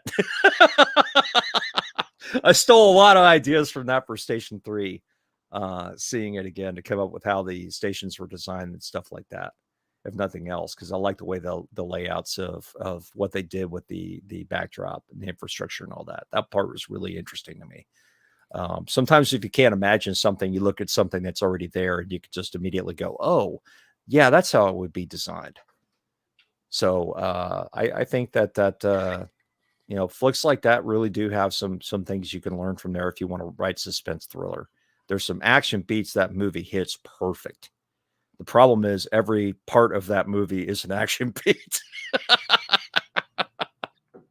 If you want to see an action movie that is stripped of everything like characterization and plot, here we go again. Here we go again. Hunter Killer. Here we go again. We hear about this every month. Every month. In fact, we talked about this last week. I haven't seen the episode 4 yet. That is a movie that hits all the right action beats, but boy, it just skimps a lot on everything else. The cast is just a bunch of pieces of Slim Jim, just, speaking lines and stuff. Pretty much. Just this submarine is crewed by meat sticks. That's it. That's That just is that all they are. the Talking entire meat stick. after thing when the movie's over, it's scrolling the credits. It's just be meat stick, meat stick, meat stick, meat stick. That's all it is. I did see that movie would have been improved if John Cusack was playing every role. Wow. Or every at the same time. At the same time. Literally everybody on the ship, John Cusack. Oh, okay. Better Off Dead John Cusack or High Fidelity John Cusack? Ooh, that's a tough call there. How about Grosse Pointe Blank? John Cusack. Grosse Pointe Blank. Okay, fine. All right. I can deal with that. Oh, how many was sketch, diagram out places and spaces for your stories to keep things accurate, consistent? Wait, I'm supposed to keep track of that information? You don't have to, because in most of your stories, you don't have that kind of setup. Because the ship, going through the ship is not the point. True. Suspense thriller, there's going to be unknown, and therefore we have the characters, walking through somewhere that's either known or unknown, and then it's very important, I think. Oh my gosh, does he not know about Grosse Pointe Blank? Maybe he was just trying to give a suggestion. Maybe he was. If you don't know it, you should see it. If you haven't seen that flick, you've got to see that movie. Oh my God, it's amazing. I sketch and diagram. Station 3 went through the layout for Station 1, Station 2, and Station 3 all changed multiple times as I started writing. Because I went through the process and it went with each dead draft. Because I rewrote that, I restarted that book 3 times before I found it. Before I found my way in the story I wanted to tell.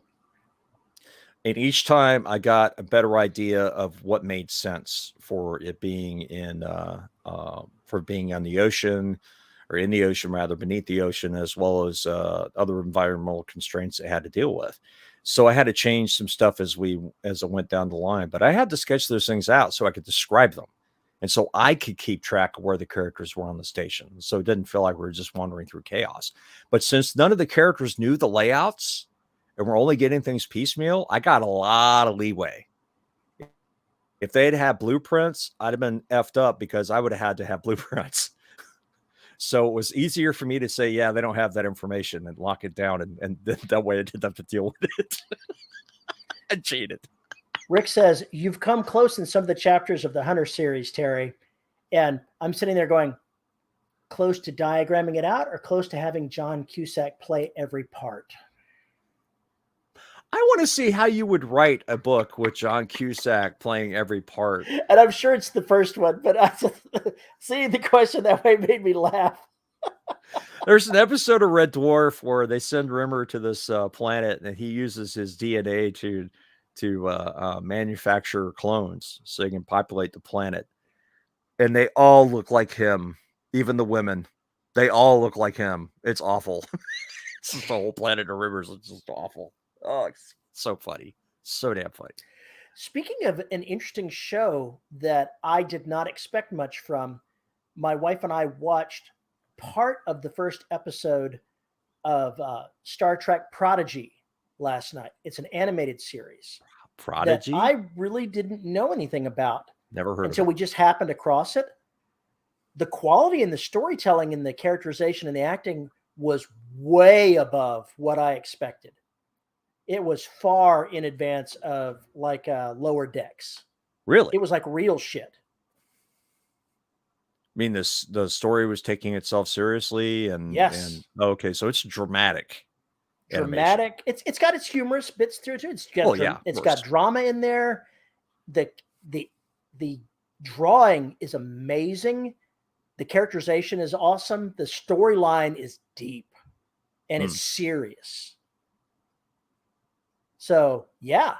So, if anybody else hadn't heard of that, I thought I'd throw that out as something to consider. Oh my God. John Cusack to play Bob in the Bobaverse. I could see that. They're not making a Bobaverse movie, are they? It wouldn't surprise me if they did. I'm still waiting for the next book, damn it. I don't think that's going to work as a movie. A series, maybe. But man, there's so much shit that goes on in those books. I want to see the next book in his post-apocalyptic universe hopping book series that I can't remember the first of it. Was that Armada or whatever? No, it was one where people on Earth discovered a way to step into an alternate reality, another Earth. And they used that to help save themselves when the Yellowstone volcano erupted. Okay. He said the next one will be coming out in about a year. It's been more than a year, but COVID happened. So I'm still hoping for it. Yeah, you also have no idea if it's because the publishing pipeline got all fucked up, which is probably the case, because I know some writers have been told, oh yeah, your book's now not coming out till 2024 instead of 2023. I think this actually came out in audio. I think it was an audio only first before it was the other. Maybe Audible paid for it, in other words. An Audible exclusive production.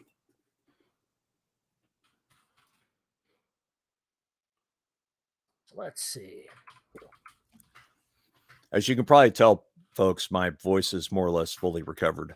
Yay. It does seem that way. More or less. I still get some discomfort here, but it's pretty good so far.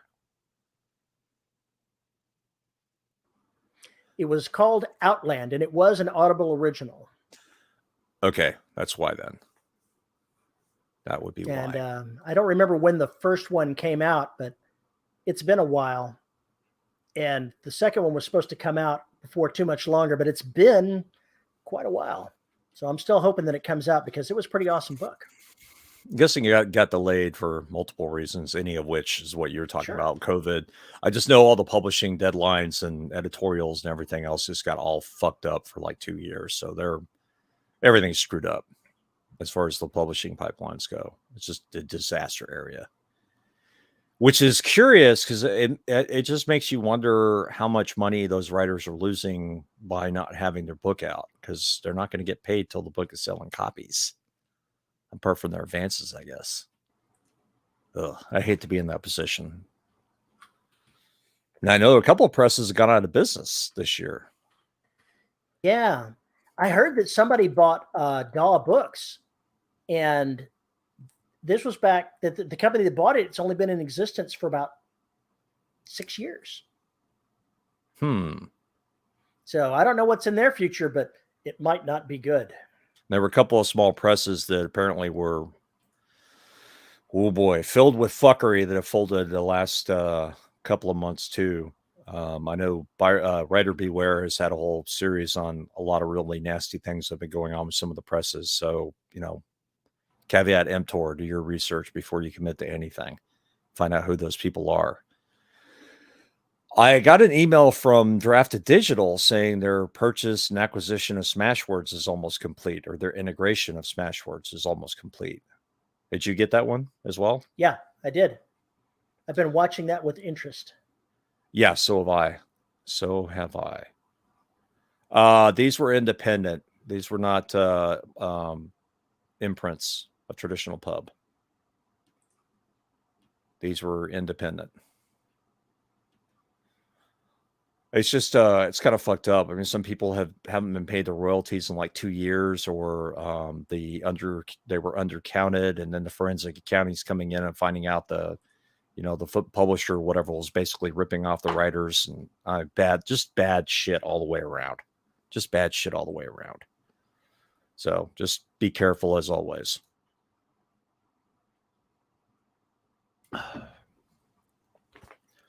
Market's changing again. I don't know where it's going. I don't know what it's doing.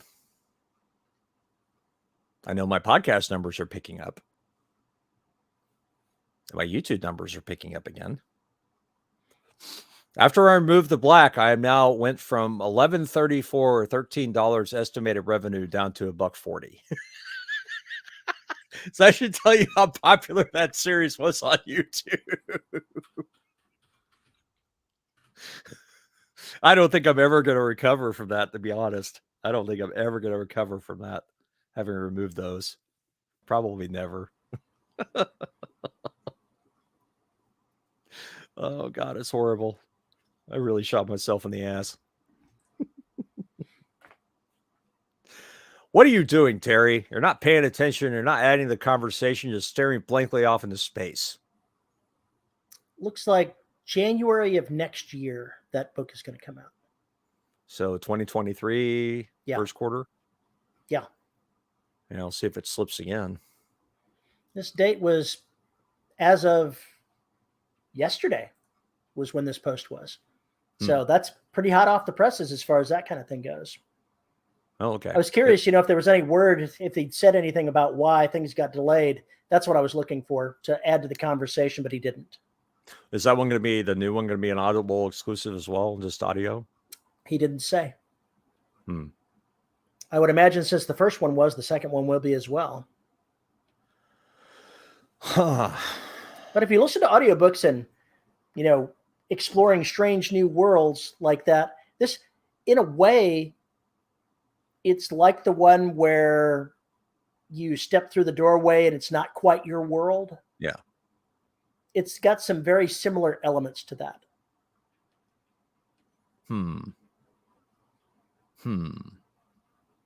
Okay, well, I may have to check that series out. I don't like everything he writes, but he's a good writer. Some of the stories are hit and miss with me, but in general, I really like his stuff.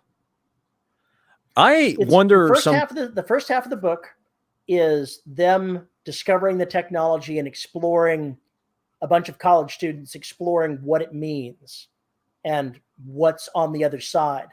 And then the second part is the eruption of the Yellowstone volcano, and suddenly that's their life, that's their survival. Okay. They've got to get out. They've got to deal with what's on the other side and with the people on this side that are problematic to their survival.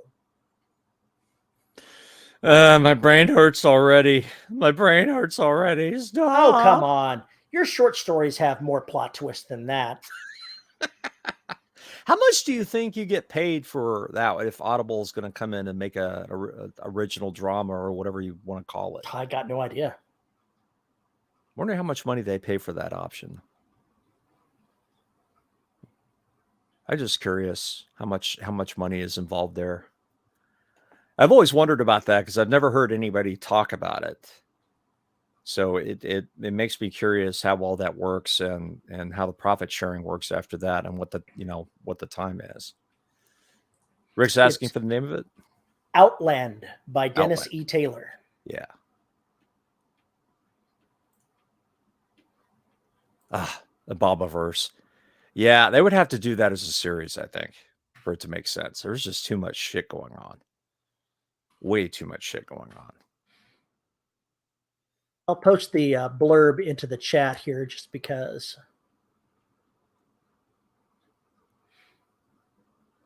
I don't believe you. So in like 2 weeks, a little over 2 weeks, the Black second edition comes out in audiobook. So if you're Audible, you've never heard the book again, you don't like my narration, or you want to hear how it sounds when it's performed by somebody else, you'll have that opportunity come early August. So if you got a credit burning your hole in your pocket, consider it. Okay, all right. By the way, Amazon delivered unto me 50 copies of The Black. And there was much rejoicing. And I delivered the first one last night. So hand delivered it at the bar because that's how we do things. And they look pretty. Oh my God, they look so pretty. Oh, they're wonderful. And you get a signed copy at payhip.com/Paul E. Cooley. Just saying. Just saying. Well, do y'all have any questions for us? Any other questions for us? Have you sorted out UK shipping yet? Give me this week to figure it out, to get it together. There's a lot of crap I got to do this week because I'm on deadline for everything. That's how that works. So I can start putting all that shit together. It's going to be kind of crazy. For me, anyway, drive me nuts.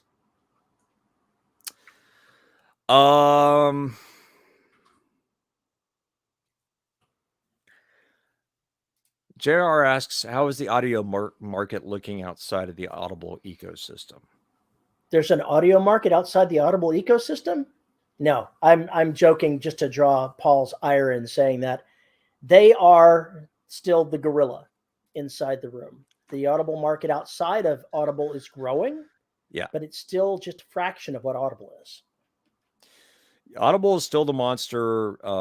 You still go exclusive with them. You're still going to sell more copies from them from anyone else, unless you have some other mechanism to get you some notoriety.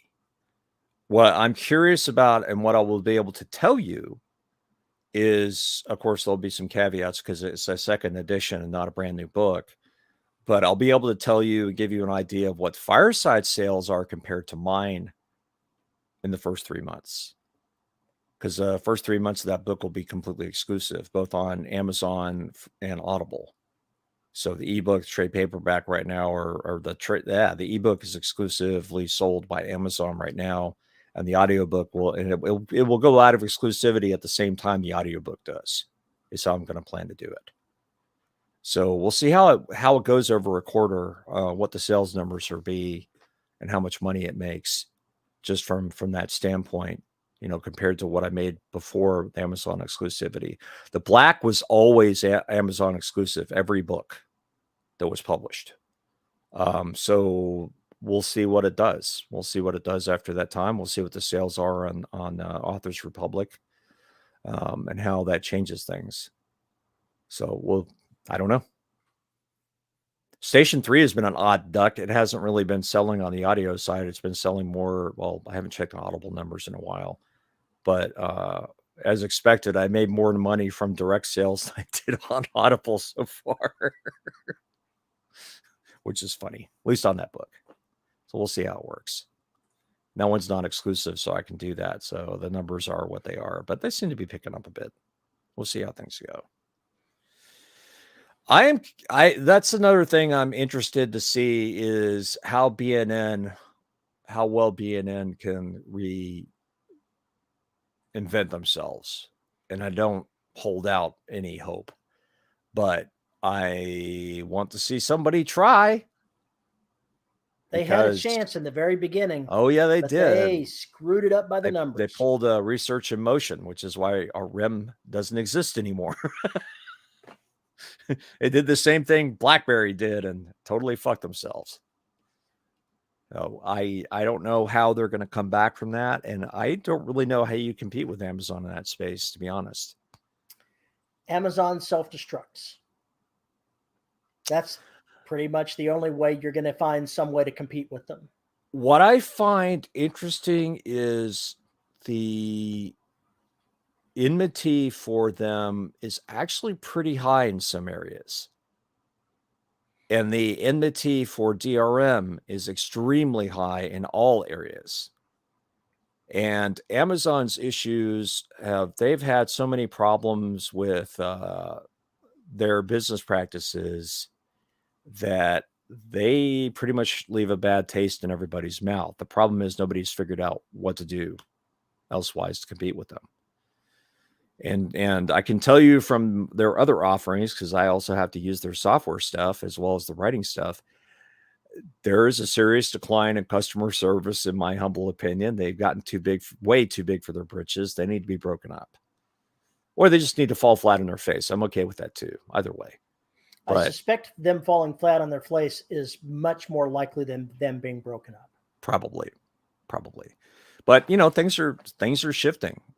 People find out that times are changing. People find out that I have the audiobook on my site available, and they'd rather buy it from there than get it from Audible. Especially once you make them aware that, hey, I get 90% of the profit if you buy it from me, versus I get a whopping 25% with Audible. And oh, by the way, I can't set the price of the book.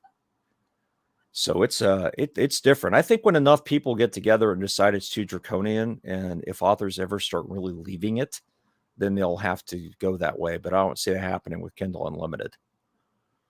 unless there's some kind of massive education effort on our part to explain just how shitty that system really can be for most people. Terry makes a lot of money with Kindle Unlimited. Me, not so much. I don't know why.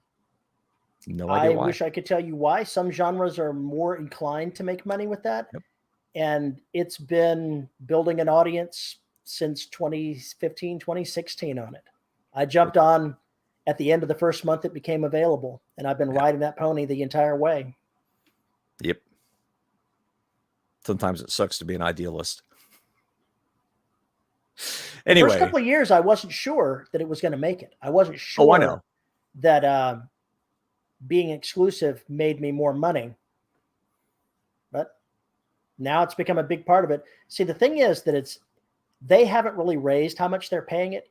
Inflation is cutting into what they're paying. Yeah, it is in a big way. It seems like the numbers are going down, but they are going down. Right.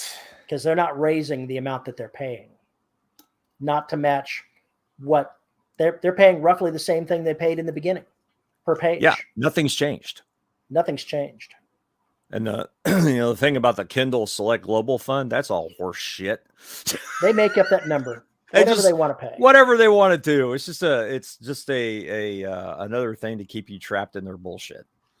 So they're just lying scumbags like all the other ones. It's just lying scumbags. It's just right now they're the largest, most corrupt of the groups, and they're just there to make money. They don't give a flying fuck about you. So don't ever think they do. They used to not be evil, but now they're evil. Yeah, well, that's what happens when you go public. When stockholders get in charge and funds and all that shit. But that's a conversation for another time. That just leads me on my burn down Wall Street rant, and nobody needs to hear that. But, be that as it may, I never thought YouTube would bring people to my work. People on YouTube are buying my books. I'm making more money from them going to my site and buying the audiobook. It's just different. It's just completely different. So I don't, my situation is almost impossibly different from the rest of the people on this podcast because of the way I'm doing things and the extra content I'm creating. So it's really hard to, make a distinction between what's working and what's not working at any one time. I put out a release that the black was available in trade paperback, and suddenly I got several orders from people I didn't recognize until I went and looked at their comments on YouTube. That's how I knew where they were. So I can't say how much money I'm getting from the podcast or because of the podcast, but after this year, when I look back, I'm going to be able to give you probably a breakdown of everything that went with Station 3 and the audiobook sales versus going exclusive. I'll have all that together by the end of the year, probably be able to tell you, or at least give some kind of smart graph about how it's going to work or how it worked. And that may be something educational and help you make up your mind whether or not you want to go rogue and tell Amazon to go fuck itself. But yes, I tell Amazon to go fuck itself every day. Doesn't mean I can get away from using the fucking thing. But that's the way it is. I'm hoping that market changes soon, but I know podcasts are cutting into it. Amazon has now started, like with our podcast here, and especially through Libsyn with Station 3 and Shadow Publications, Amazon is now grabbing those feeds and they're publishing them. They show up on my author page as podcasts you can go to. That is starting to happen more and more with these other services. I get come-ons from all sorts of folks who want Terry and I to put this on their service, or they want my podcast on their service. And I won't do it because they insert ads. And we have no control over what those ads would be. But the fact that the podcasts are starting to make the rounds again through all these different streaming services like iHeartRadio, XM, Odyssey, all these other services that have come online that people are using, I don't know what the future holds for that. I don't know if that's going to bring a lot more money to you in advertising revenue if you allow that than it would with book sales. I doubt it, but it's possible if you catch fire and got 500,000 listeners, that kind of traffic, it might be worth it. But I can't tell you that because I don't know. It would be an interesting experiment to run, but it's not one I'm willing to run unless a lot of money was offered in my face, and then I might consider it. It'll take a lot of money though. I could be your whore, but I'm expensive whore. Right, Terry? You are. Just ask anybody that has to pay for that service. Ooh, Terry's cheap on the other hand. He barely charges at all. I He only charges charge, for man. traveling expenses. The per diem. Per diem, pal.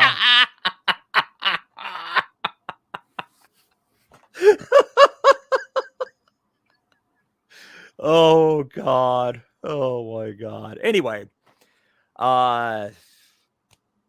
we've been saying this for years. Market's going to change. We don't know where it's going, and every year it gets a little more muddied, depending on who went out of business and who got purchased that year. And I just don't see that stopping anytime soon. Especially now Spotify owns whatever it is. The other audio company besides Authors Republic, whatever the other one is that they just bought, that I just moved to, and now I'm pissed. Find a Way Voices. Yeah, that one. Anyway, you guys got any other questions? It's been an hour and 55 minutes. Boy, can Paul talk. You haven't done shit this episode. You have not said a damned word. I've been sitting back and watching all the awesomeness that is Paul. How do you think the recession is going to hit the book market? We'll see. I think a better question is how many people are going to have to stop paying for streaming services and go back to books via Kindle Unlimited or Audible. That has my interest a lot because most of the people I know have 4 or 5 different streaming services right now. And you have to wonder when the belt gets tight, which ones you drop, or if they'll drop that. What if they have both Kindle Unlimited and that, or they have Audible and that? Which one will they keep? We don't know. We'll see. Yeah, prices for Audible and Netflix are both going up. That is correct. I just paid that a couple of days ago. Boom, 24 credits in my account. I'm so glad I canceled them last month. They're not. They keep asking me to come back. I wonder why. You were a customer for years. Why did you leave? Would you like alphabetical or by order or priority? Which would you like? Yeah, a lot of them are raising monthly costs. We'll see what the market bears. They're now. Oh, well, if you're having to use the library for books, guess what? Because I'm not Audible exclusive, you can find mine there. Like the entire Derelict Saga and Station 3. They're all in the library. So that's one thing I like. I have not watched Severance. I've been told I must see it. I have not watched it. I'm very interested in it, though. The conceit sounds mind-blowing. This is an interesting one. How do you get paid for library book use? According to what I've read, the way it works is that the library pays MSRP for the book, and then they're allowed to lend it so many times before they have to purchase another copy of the book. You're talking an ebook. Yes, I'm talking ebook. We're not talking about paperbacks. So every once in a while, and I think that goes for the audio too. I think that's also how it works in the library. So every few so many lens, they have to pay for the book again. They don't just have to pay for the book. They have to pay an outrageous sum for the book. Which is the MSRP. No, they pay significantly higher than MSRP. Well, this is an overdrive. This is an overdrive thing. On Find a Way, well, yeah, I go through Find a Way for that. So they list out exactly.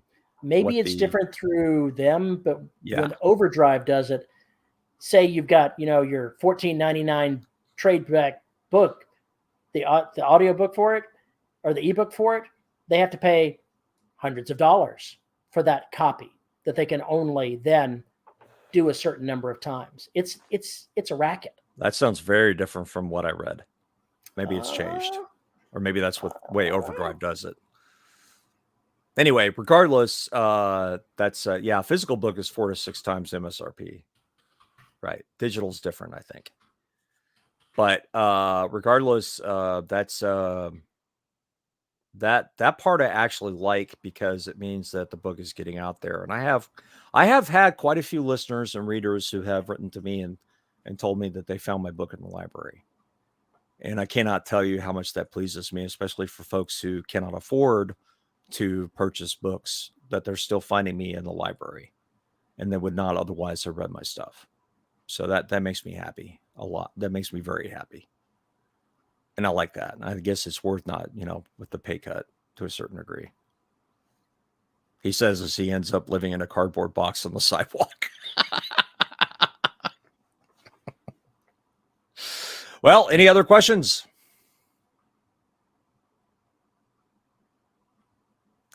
Oh. Most Pretty digital sure was not. in packages? No.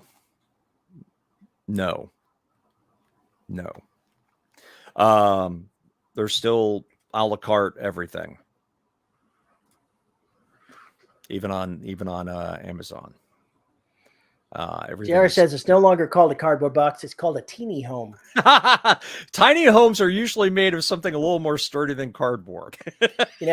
Cardboard boxes aren't what they used to be. Now you're going to get one of these, recyclable things, and it's just going to melt on you first time it rains. I don't know. Have you ever seen those big ass boxes Amazon ships like washing machines like in? a thumb drive in? No.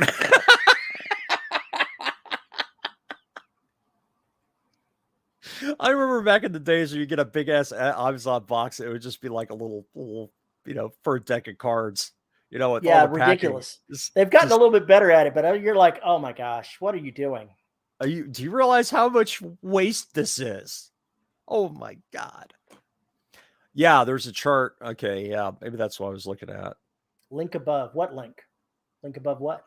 Yeah, the link. Whatever link you posted, we can't see, Rick, because links don't come through on that. So if you've got an idea of what the costs are, you'll have to tell us what it is, because we can't see it. Yeah, I can't remember what it is. There's something about the MSRP and how many times I have to buy it for how many lens. I don't know how it works.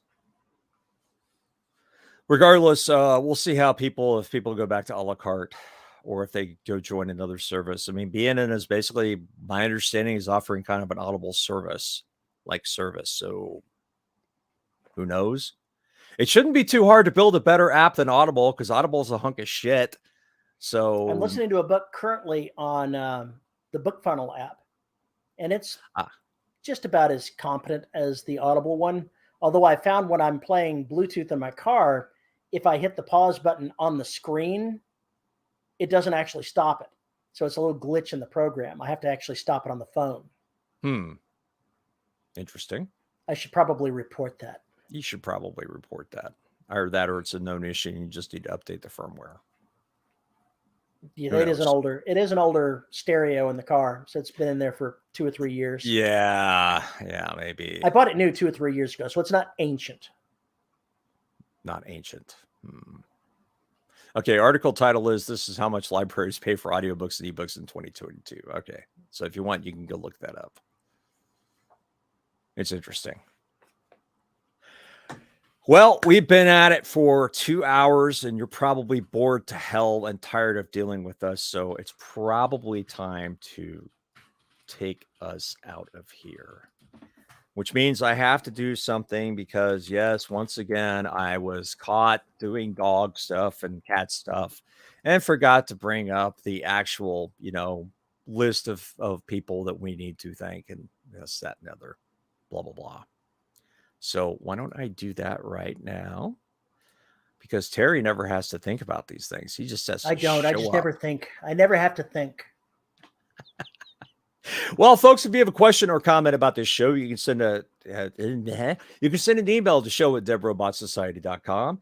You can tweet me at Paul_E_Cooley. You can find me on Mastodon at Paul E. Cooley at social mastodon.social. You can find us on Facebook, listeners at the Dead Robot Society Facebook group, where Terry wrangles things. You can find us on YouTube at youtube.com/DRS podcast, where you can see our ugly mugs and too damn many cats, although there weren't too many on today. Terry apparently has buffaloed them somewhere. We have to thank our wonderful host, Pod Host, who makes all 14 bazillion episodes of the Dead Robot Society available. And if you want to support the podcast, you can find us at patreon.com/DRS podcast, where for as little as $1 a month, you can get access to live shows and mostly unexpurgated episodes and other madness. And at the $10 level, you get your name read. And our $10 patrons are Tony L. Joy, Andrew Smallwood, Veronica Jaguar, Rick Shaw, Lisa Slack, and Isabel Cushy. Thank you to all of our patrons for making this show possible. Very much appreciate it. And as always, we have one more chore to take care of. Terry and I are caffeine junkies, and we get our caffeine exclusively from corpsecoffee.com. Visit corpsecoffee.com. Check out their wonderful assortment of boutique teas, their mixture of coffees, and a wonderful and weird webcomic. And tell them the Dead Robots sent you. Visit corpsecoffee.com and get the dead in your cup. I've been told over and over again, we just need to record that once so I can just like keep replaying it on the YouTube episodes. But I think it's being performed different every time. Probably works, don't you think? Yeah. Okay. We'll keep doing that. Anyway, with that, we're going to let you get to your weekend, the rest of your weekend. Be safe. Have a good one. And we'll talk again soon. Bye-bye. Thanks for hanging out. Appreciate it.